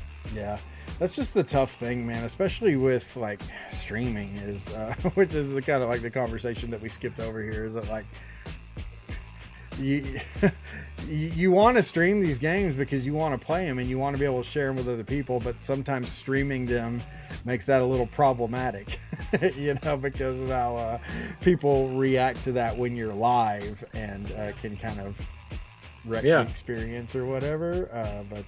Which, that being said, do you want to have that conversation now? I mean, it's up to you. I don't really know what our time limit's like. Well, we're coming up pretty quick on 2 hours. I don't know when you need to get off of here. I don't know. I mean, I guess all that I was really going to say about that particular topic is that, as you know, the Elden Ring DLC has dropped recently, and there's so many people that are streaming it and things like that. And just because I've been curious, I have it, but I haven't played it yet. And I just, I was in the pool enjoying the nice dead animal carcass smell. I was just in some different streams watching the DLC, and almost every single one that I went in, there was these big pinned comments where it was no backseating, no spoilers, just all in bold letters and things like that. And it's I get that, right? I get the thing that you want to, play this, and you don't want it to be ruined for you, and you don't want it to, have people tell you what to do and all those things. But also, if you really are that concerned about that, then don't stream it to a live audience on the internet, because it's like, oh my God, you're surprised that somebody would come in and ruin something for you to be an asshole on the internet? Like, oh my God, wait, you mean to tell me that there's pieces of shit in the world? No way.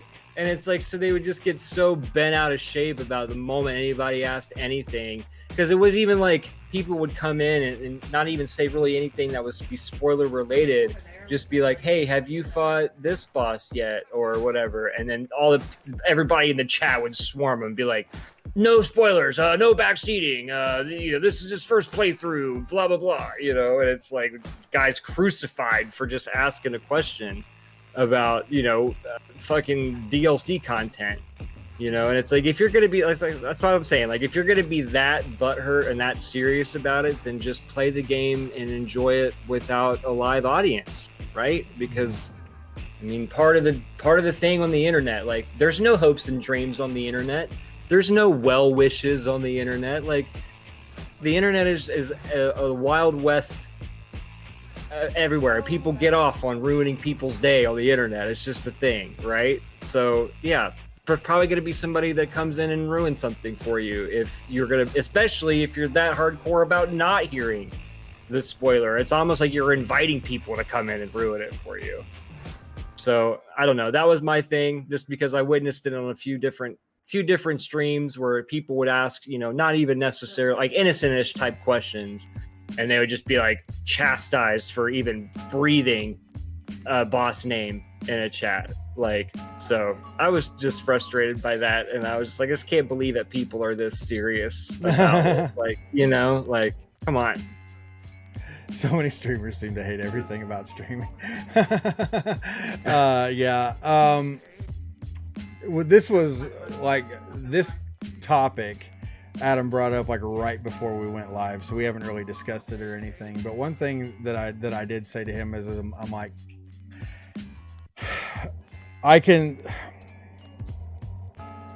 while I don't think I would ever be as hard-nosed as, at least as those people sound from what you experienced there, because to me, I also get like some of these other people where it's like, you're gonna hear stuff if you're streaming it live, so you just have to understand that.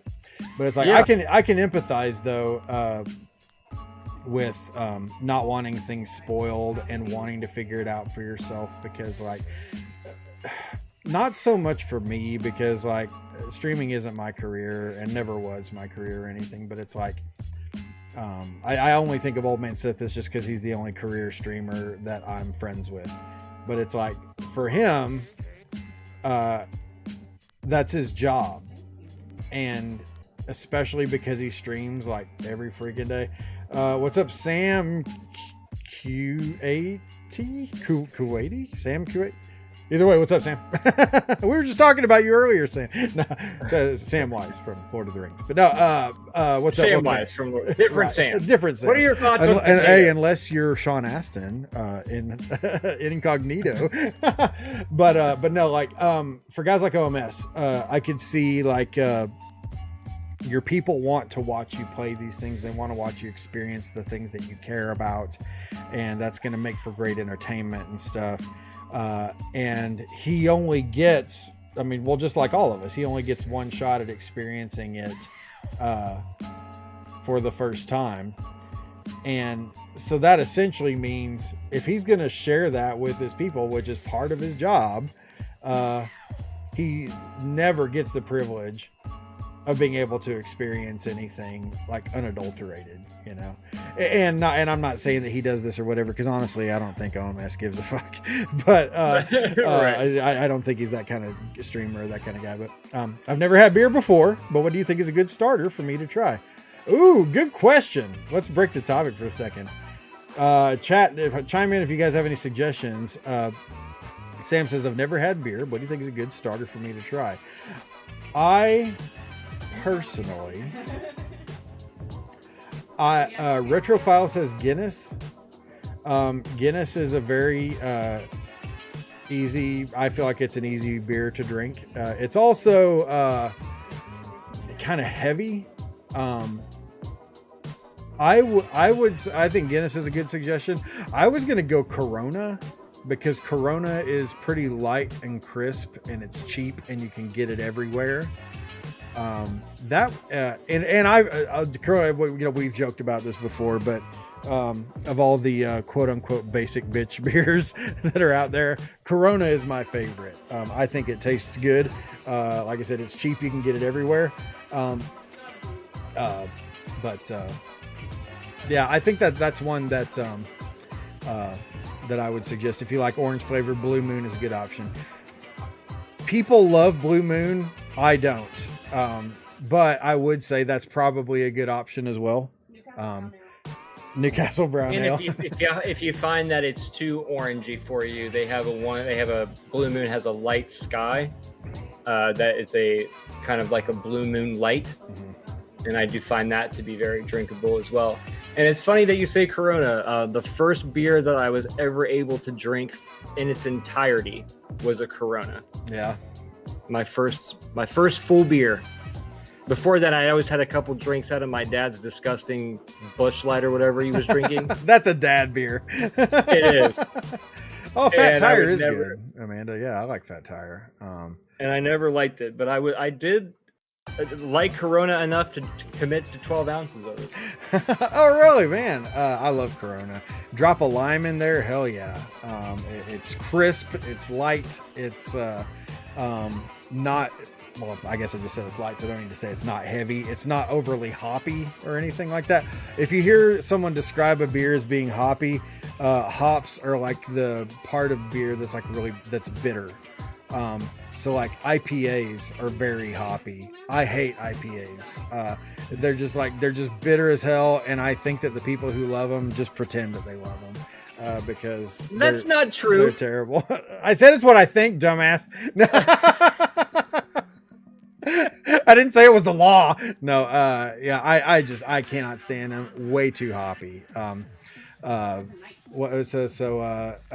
and Retrofable said Fat Tire. What kind of stream is this beer o'clock talking about IPAs? IPAs. No. It's so true. We never talk about beer on this channel. Yeah. Yeah, we don't talk beer a lot. We used to more, but how many would I need in order to get drunk? That depends on the person. Yeah, if you look at my friend Adam over here, he's a little bit more slender. Me, I'm a big chunky boy, so I can drink several before I get drunk. But I don't know. I would say enjoy your beers responsibly. I think if you're drinking with the purpose of getting drunk, that's dangerous territory. And you're also not concerned about what you're drinking anyway. Right, yeah. You're not going to care what's a good beer and what's a bad beer. So, yeah, drink whatever's cheapest if you're just wanting to get drunk. But, right. Yeah, if you're drinking with a purpose, that can be dangerous territory. If you want to take the fast track, get some Steel Reserve. It'll taste like ass and you'll be drunk in 5 minutes. Yeah, man. Hazy IPAs and stouts are your go-tos. I like some hazy IPAs. I can't really do the stouts. I'm not like a big dark beer person unless it's like a peanut buttery or like a sweeter kind of stout. I freaking love peanut butter, but I cannot enjoy a peanut butter stout or a peanut butter whiskey. I've tried them. I don't like them. Yeah, no worries. I mean, Sam. the peanut butter whiskey. We're here to help out, buddy. He says, I appreciate it, guys. Another one I would suggest is, Dragon's Milk Stout. I've never had a Dragon's Milk Stout, but I was just about to suggest a milk. You might see it called a milk stout. You might see it called a cream stout. Those are generally a little bit higher ABV, so there's a little bit more alcohol in those. But they're smooth as heck. They're dark beers, but they're really, really smooth and easy to drink and tasty as hell, and you get a nice creamy, like foamy head on it and stuff. That's good stuff. Retrophile mentioned fruited sours. Do love me some fruited sours. Oh hell yes, that's all, man. Summertime, I want me some freaking sours, baby. I wish. Yeah. You know what? Hold on, I think I might have one left in my fridge. Hold on.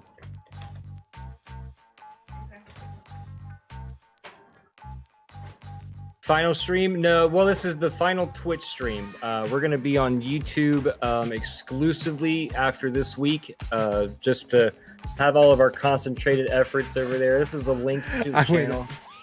Sorry, I went to get it, It's sitting right over here. My wife is currently drinking it right now. But it's a strawberry margarita sour. I will say that the strawberry flavor is not very pronounced. But like the thing that I find interesting about it is that you still get that margarita sour taste with it. So it's that still kind of that tartness, but it smooths it out a lot. Some sours almost kind of make you pucker a little bit because they're so sour. But this one is just a really nice, smooth sour. I'll see if she can hand me the can. She's in the middle of a battle right now, but My yeah. goodness, 100 peanuts. Peanut, you're famous. Peanut's our new dog. 100 peanuts from the Perler Ranger. Thank you so much. Perler Ranger. So many puppies. She's actually sleeping right underneath the desk right here. 150. Oh, and Rusty gigantified the giddy goose. That's hilarious. It's the golden goose. Oh, I snoozed the ad in light of the biddies. We're gonna snooze the ad for a little bit. But yeah, sours, baby, all summer long. That is me 100%. I love sours. And I've had so many good ones too. So yeah, I gotta take it Urban Artifact, man. Yeah. I know you've shown me several. So yeah, I'll have to have some of that. You'll just have to come up here one of these times. I'll get up there, baby. Bring Chungus and Ferg with you. Right. We'll all go to Panera. We'll all get in a fight in the car and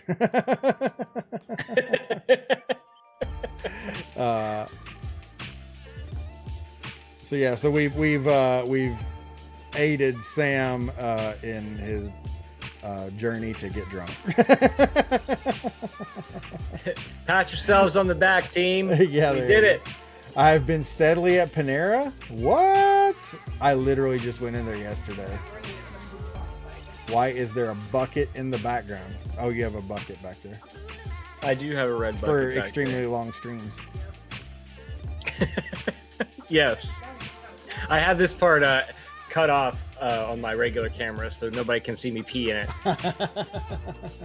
It's his stupid sister-in-law stuff. Yeah, all this crap over here is my wife's sister's stuff that was supposed to be out of my house 5 years ago and is still here and won't leave. She has since left, but the stuff has not. Oh, Dr. Drewith, I missed your comment. I'm sorry. Final stream on Twitch. We will still be on YouTube. So final Twitch stream. So sub to the YouTube and continue to enjoy. I already told him. I put the channel underneath and everything. You were looking for the beer.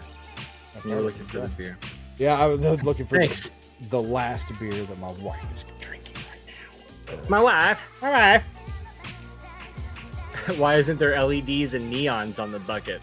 I should get on there. Wouldn't that be hilarious? Like you go do the whole streamer thing of LEDs and neons and all that, but like it's all focused on the bucket. I'm gonna bring a bedazzled bucket to the next stream. I'll have no lights on, and it'll just be the glowing bucket. Glowing bucket.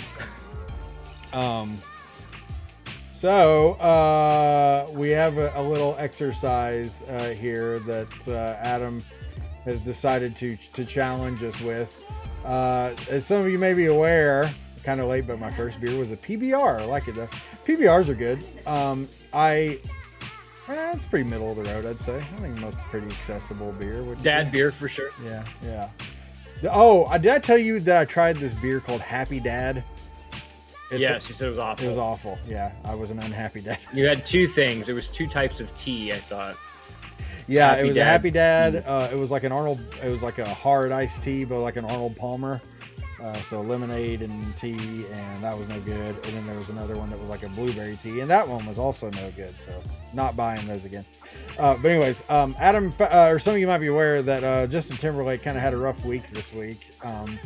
I probably should have found a higher resolution picture, but I didn't. So this is the one that we're going with. But, Hey, it worked. But the whole idea here was to come up with the best caption we can. So the caption theme is like things that happen that would make you make this expression. Yeah. So shape your captions like around that. For example, one of my captions is when you lock the door behind you and you can't feel your keys in your pocket. Oh man. I have done that, and yeah, that's very accurate. Like I almost can't laugh at that one because I'm like, oh yeah, that is the perfect face. It's like, but yes, just to guide you all into the caption making portion, that's what we're looking for. So what are you thinking that's making you make this face, or what did you just do that's making? Or what's happened to you? Yeah. You trusted the wrong fart.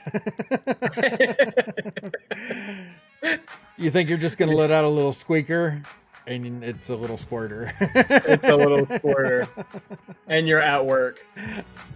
When the office focus starts telling you how to do your job. I think every office has that person that's like, you can't even do your own job. Why are you telling me how to do my job? Yeah, and first of all, how much do you make? Exactly, the same as me. So until you make more than me, fuck off. Wow. Another one was, now some of these I have to give credit to Steve and Matt from Achievement Unlocked, because I did outsource this picture, and Keith as well last night, just to have some caption ideas. So I'm going to say some of those probably, so not all of these are mine, as full disclosure. So I have one where it was when you tie one on the night before and you wake up and your wife hands you a to-do list. I liked Keith's here, when your secret phone goes off in front of your wife. Oh man, this isn't where I parked my car. One I have was is the face you make when you find out the arresting officer didn't even know who you were. This is really gonna fuck up the tour. Yeah. The what? Did you see that they like totally doxed the police officer that pulled him over? Oh no! It's like, yeah, and I think it's people were offended at the fact that number one, that he would do such a thing to Justin Timberlake, but two, that he didn't even know who he was, because he's a real young guy apparently, and I guess he missed the whole JT phenomenon era years ago or whatever.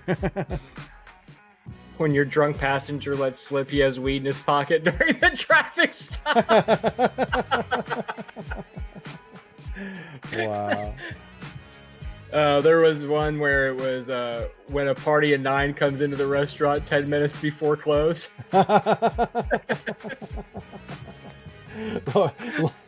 Long Island iced teas have liquor in them. That's a good one. But mine was this will make sense mostly for Adam, but for those of you who have been in recent streams, you'll get this. But no, we don't vacuum pools. Look on Adam's face. Adam, you need to puff your vape again. We can't see you.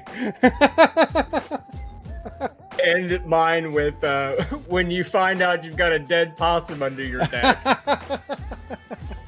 Got a problem with my deck. It's exactly the look that you have. And now you're pregnant. Hold on, I gotta keep vaping. Yeah. Bring me back into focus. Bring me back into focus. Yeah. I hope they don't check the trunk. When you're playing pocket pool out of frame of the camera, but you're still drunk enough to think that nobody notices. I hope they don't check the trunk. Yeah, point of view, you've just learned that you're no longer relevant. Yeah, right. Oh, sad boy hours. Now, I remember Steve specifically saying, when she says she likes yours better because the big ones hurt. This is Achievement Unlocked, Steve? Yeah. Oh, wow. I was like, oh man, that one cuts to the jugular. So shout out to that. I had a good laugh at that one. When the arresting officer says, "Guess what?" and you're trying your hardest not to say chicken butt. Chicken butt. I couldn't help it, dude. It was an involuntary reaction. Doesn't he look like he's holding back like a Snicker though, or something? Like, he look... And you're resisting the urge to say chicken butt. Guess what, son?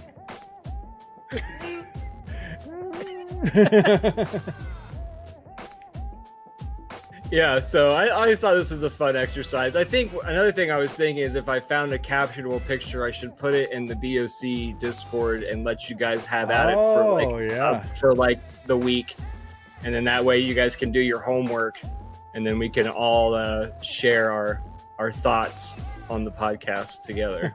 Leave Timberlake alone. Oh wow! I wonder what's up with the Leave Britney Alone guy. What's he doing these days? I could Google that for you. Yeah, Google that. Yeah, the Leave Britney Alone guy. Where's he at? Or guy, gal? I don't know what he is. But where is the Leave Britney Alone guy now? The video's creator, known as Kara Cunningham, is 35 years old and has 54,000 followers on her new TikTok account, which she started on February 18th. Cunningham, hold on. I guess it was Chris Crocker. Yes, Chris Crocker. So he was before. But now it's what? Somebody Cunningham? Now it's Kara Cunningham. Why would you change your last name? I don't know. Not my world. When the fellas in jail take Backstreet a little too literally. That's good. Oh man. Yeah, just another thing to tie Justin Timberlake in. I've been watching these different celebrity and videos and stuff, trying to find some podcast stuff, but also just because it's interesting. And there was this one video where it was like celebrities that ruined their entire careers in seconds or whatever, and the Justin Timberlake and Janet Jackson thing came up during the Super Bowl, and it really, like, the video went really into like how much that Janet Jackson got raked over the coals for that whole thing, and like everybody was like, she was like blacklisted from things for a while and had to do all these kind of lightweight apologies and shit. Meanwhile, nothing happened to Justin Timberlake at all. Like, and he was the one that did it, you know, like he was the one that ripped it off. So it's like, that's just a classic example of bias in the media. It's terrible. Wasn't he like supposed to do that though? Like, wasn't that like a choreographed part of the show? But I think it was supposed to just be the black thing, not like her whole like bra and shit underneath it. Like, I think it was a full rip as opposed to just a top layer rip.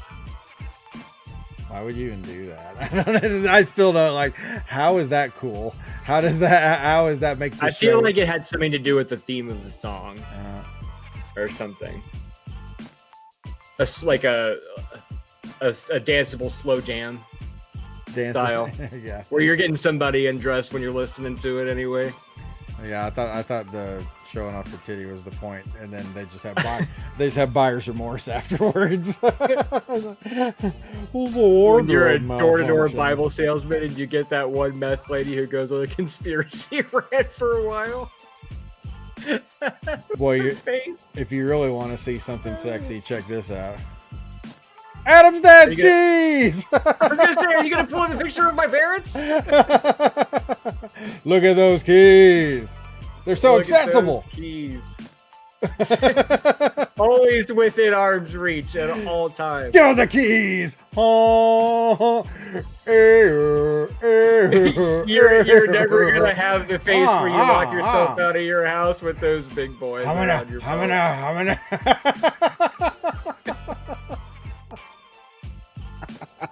He's got 2 key fobs on there. Yeah. That dude needs 100% access. Is that a woven? How many keys does he have? It's an unnecessary amount of keys. Where's the phone holster? Oh man. The woven belt. I wonder, was that a woven belt? I don't know if you can tell. Such a low res picture. I don't think it is. I'm pretty sure it was a leather belt. Yeah. Well, keys, the carabiner key situation demands a leather belt. Yeah, Richterfowl used to pick locks on string. Really? Mm-hmm. That's interesting. Hey, I've never Retrofile, seen somebody pick a lock. Retrofile would wear your hat. Yeah. If you decide you don't want it, you can send it to Retrofile. All right. Adam didn't think he looked good in that hat. I told him he looked just fine in it, and so he decided to wear it today. And then we both turned up wearing gray hats. We didn't call each other, No. as hard as that is to believe. I wear them hats, sister. No offense. That hat wouldn't fit my head. Oh, you got a big? You have a big head? Size. Hold on, I think it's got the size. Husky head. Oh no, it just says extra large. Yeah. Okay, I'm with you on that, Retrofile. I've got a freaking huge head. Hold on, I bet you I can find dimensions on it. Yeah, I'm wearing like this is a flex fit hat. See, so it stretches, but it's like a double XL. It's a 60 to 61 centimeter size. Cap size is a 7.5 to a 7 5/8. My I don't head's know what massive that means too. to you I guys. use it like a giraffe in a neck fight when it comes to it. Trigger also has a big head. 2X or bust, says Retrofile. Well, good. I'm glad to see that there's some other guys in here with huge heads, because like I'll see hats that I want to get online, but I'm like, I bought not like a ton or anything, but like I've bought hats online and not been able to wear them because my head's so damn big. So yeah, it's a bit of a heartbreaker, and I just don't want to put myself through that sort of heartache again. Are you on the last snap on a snapback? It depends on the snapback, but yeah, some of them. Yeah, like the ones that I wore a lot was my Boner Rock hat that I got from Amanda and Fun Blender, which I still wear. I love that hat. It's very comfortable and it fits lovely, and it's not on the last snap. I think it's on like the third to last. So that one's very generous hat. The other one was my what is it? That's Offensive hat, which I thought was so funny, but then found out that it made me look like a far right a-hole. So I was like, well, I guess I'm gonna stop wearing that then. I thought it was hilarious, but then some guy was like, hell yeah, Donald Trump. Oh my god. I mean, it could definitely go either way. Yeah. It's all in the matter of context. I know who you voted for. I don't want anything I wear to ever indicate to anyone who I vote for, whether it's right or left. That's a solid request. Yeah, I just don't. Yeah, it doesn't matter which side. I just don't want anyone to know how I feel about that stuff based on what I'm wearing. So that shit should be ambiguous. So right. Yeah, that's why I gave it up. Sad, because I like that hat a lot. But yeah, those were like the only two hats that I could wear that fit comfortably, that weren't like on the last little snap thing. So pour one out for the That's Offensive hat. yeah, it's a big ass head. Sheesh. Well, that was the last of our topics. Anybody got any questions or anything before we go? Questions, concerns? Questions, comments, concerns? Oh fuck! I just had flashbacks to having Food one-on-ones. allergies? One-on-ones at my old job. Questions, comments, concerns. Oh yeah. What's a Nubian? I don't know what that means. I get the feeling it's something gross. How long until you return to Twitch? I don't know. If the YouTube thing just is awful, then I guess we'll find out. But I don't know. Twitch doesn't really serve our purposes. It's not that we dislike Twitch. It's just that half-ass two things or whole-ass one thing. And that's just basically what we're doing. Is we're wanting a whole-ass YouTube because we can't do all the things we want to do on Twitch, and we can do that on YouTube. And if we're giving YouTube 100% of our efforts, then I feel like that's going to go a lot farther. So we hope that people will come with us. But if you don't, then I also understand that too. I've changed platforms before, as has Adam, and we know that people don't always follow. So if you are not going to follow, we wish you the best of luck. We certainly hope you would change your mind, but if you're still free over on YouTube. Exactly, yeah. It didn't cost any money there. So did you like the new names I came up for you on X LMAO? The new names.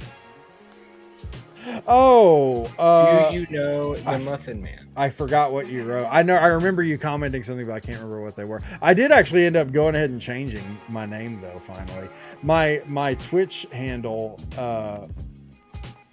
has been at Retro Death Row since I started streaming, or Twitter. I think I said Twitch. My Twitter handle has been at Retro Death Row since I started. But like, I'm just so little of my focus is on streaming, and on top of that, I don't really stream on Retro Death Row right now. So it basically it just didn't make sense to leave that as my @. And when people refer me like for editing jobs, like people will tag me in tweets and stuff like, hey, you should contact this guy. And I just feel like tagging Retro Death Row is a little less appealing than something that's a little bit more middle of the road. So I changed it. I begrudgingly subscribed to you dinguses. Oh, thank you, Retrophile. I want everybody to begrudgingly subscribe. Yes, that's how it's preferred, actually. So thank you. Yeah, don't forget to cancel those subs. We are going to have a monetary support system before too long here for our YouTube efforts and stuff, that will get you extras, additional content and stuff like that, as well as allow you to continue to support the stream and such. So yeah, and be on the lookout reminder, for that. We also have Beer Clock channels in the Retro Death Row Discord. That's Say right. that 3 times fast. So that's another free way to get in on the information and updates of what's happening and what's going on, and when Steve's releasing his rage twerking video. My rage twerking video. I'm gonna rage twerk while eating a pecan braid.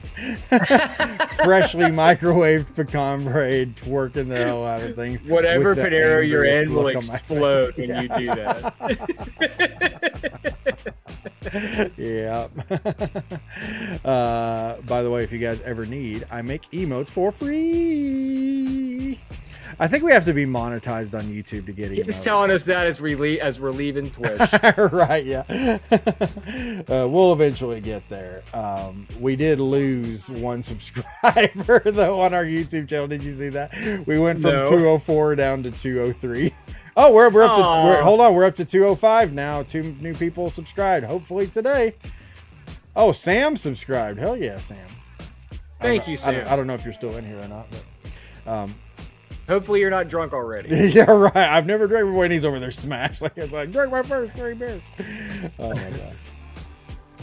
Yeah, no idea for YouTube. LOL. I know the parameters for Twitch. Yeah, I like I said, you have to hit at least I think tier 1 of monetization to be able to set up emotes on YouTube. But so that'll be coming at some point. But yeah, everyone's acting like this is the end. It's not the end. We're just not gonna be here. We'll be somewhere else, and you're invited to that place. So nothing to worry about. It always reminds me of that time that you made the title that it was going to be the last stream for me ever. And it was all just off of a joke from the episode before, and you were just going to stream with an empty chair. Mm-hmm. Like the next one. There it is right there. Look, I even still have the image loaded into OBS. We started up the stream and it just looked like that, and we faked everybody else to think that Adam was no longer a part of the show. Isn't that hilarious that I still have that? I never take anything out of OBS. Oh my gosh. It's so good. Pecan braid. A pecan braid is a pastry item from Panera Bread. That is like me and Rusty's meetup spot. We hook up at Panera every now and then. But Adam's always telling Rusty to eat a pecan braid. Rusty finally had one and said it was kind of mid. So I was like, well, I'm gonna have to try one now. I'm not a big fan of pecans though. I mean, it's not that I dislike them. I'm just not a huge fan. But we'll see. I don't know. If you have the ability to put a little bit of heat on it, it will help. But I mean, I would eat. To me, it's the best pastry that Panera has, hands down. What I'll do is I'll rage twerk and then just put it on my ass so it'll draw the heat from there. Well, it's bound to be delicious after that. This is a delish pecan braid. You're gonna have to be the deciding factor. Yeah, so you're gonna have to solve the great braid debate of 2024. Braid debate. So you got a thumbs up from you, thumbs down from Rusty, and then whatever I give it, and that's going to determine whether it's good or not. Well, hey, now he said it was mid. I think if anything, the mid It's is sideways. the sideways. Do you agree with that, Yeah. Rusty? Amanda says pecans. You know, new emote on YouTube, a pecan braid emote, Or the middle or thumb. or one of these. It's a one of those moving emotes. So it's like, how is it, man? Mostly agree, but I lean more towards no. So it's Rusty, more like this, you then, traitorous bitch. Kind of partially down. Take the fucking knife out of my chest, Rusty. Burger says pecan, 48%. Okay. My gosh. After everything we've been through, this is how you treat me. Oh, I would never order it again. Okay, well, I guess it doesn't get any more thumbs down than that. There you go. I would never order it again. Wow. I feel like I should refund your money. Whisper me inappropriate messages on Twitch with your address and I'll refund you your pecan braid cost. Here we go. Get I'm gonna play you guys the areola versus nipple clip since we're just kind of farting around now here. Hold up. I even took a picture of the braid in case you needed proof. You could have had a bad braid. You had a bad braid. Braid. Why does the nipple always get top billing? Because the areola is doing most of the work. It's doing all the heavy lifting. If it's all doing all the heavy lifting, the areola is what gets the butts in the seats. The nipple's just kind of riding the coattails. It's getting the butts in seats. If someone complimented an areola, I would be like, yeah, I can respect that. You know, It's hard to suck on the areola, then you ain't trying hard enough, Rusty. Seriously, you're I freaking can't casual. defend that. You can't get to the areolas without the nipple getting in the way, is all I'm saying. Well, the nipple's not in the way. The nipple's a welcome accompaniment to the party. They're like a package deal. It's like Hall and Oates. Hey! It's like Hall and Oates. You don't want just Oates and you don't want just Hall. They're both great, but like, why does Hall always get top billing? Okay. We need to pay more attention to the Oates. Get into the Oates. The Oates. What put the butts in the seats? Can you imagine? Be like, honey, I know this is gonna sound weird, but I really don't do nipples. I'm strictly areola only. Nipples gross me out, but I love areolas. Wouldn't that be an awful condition? Right? I think just because the nipple's taller. That's why. It stands out more. Yeah. It's like, hey, don't overlook me just because I'm a little shorter. It's like Hall and Oates. I love that.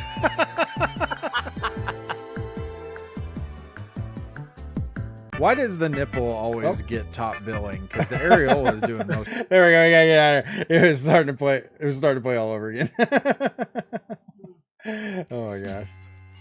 Rusty getting exactly what he deserves in the woods. Exactly. Right. You know what cracked me up? Now I got to put all this shit back up on here. The part, I don't think I ever told you this, but the part that cracked me up so much is like, I was like, the areola's putting the butts in the seats, and you go, he's putting the butts in the seats. Something about the way you say that, it gets me every damn time. I love it so much. Put the butts in I seats. couldn't agree with you more. Yeah. Adam is the Ayatollah of areola. Oh man. Love a good areola. All right. I mean, who doesn't? Yeah, seriously. Put the butts in the seats. No, everybody, thanks for coming out today and hanging out with us. Hope you had fun. Hopefully you had enough fun to want to follow us on YouTube. The way everyone's talking like this is the last time we'll ever see them, it makes me wonder if you're going to. Right. So if this is the last time, it's been real. Yeah. Yeah. We'll talk bad about you behind your back starting next week, though.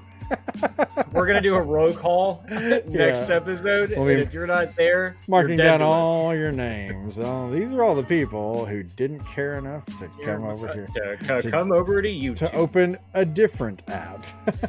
That's literally the only difference. It was good to see you all. See you on the 2. All right, Zelda says it's good to, like I say, awesome to see everybody. I hope everybody has a great rest of your Sunday, and yeah, we'll see you next time. May there be no dead animals under none of your decks.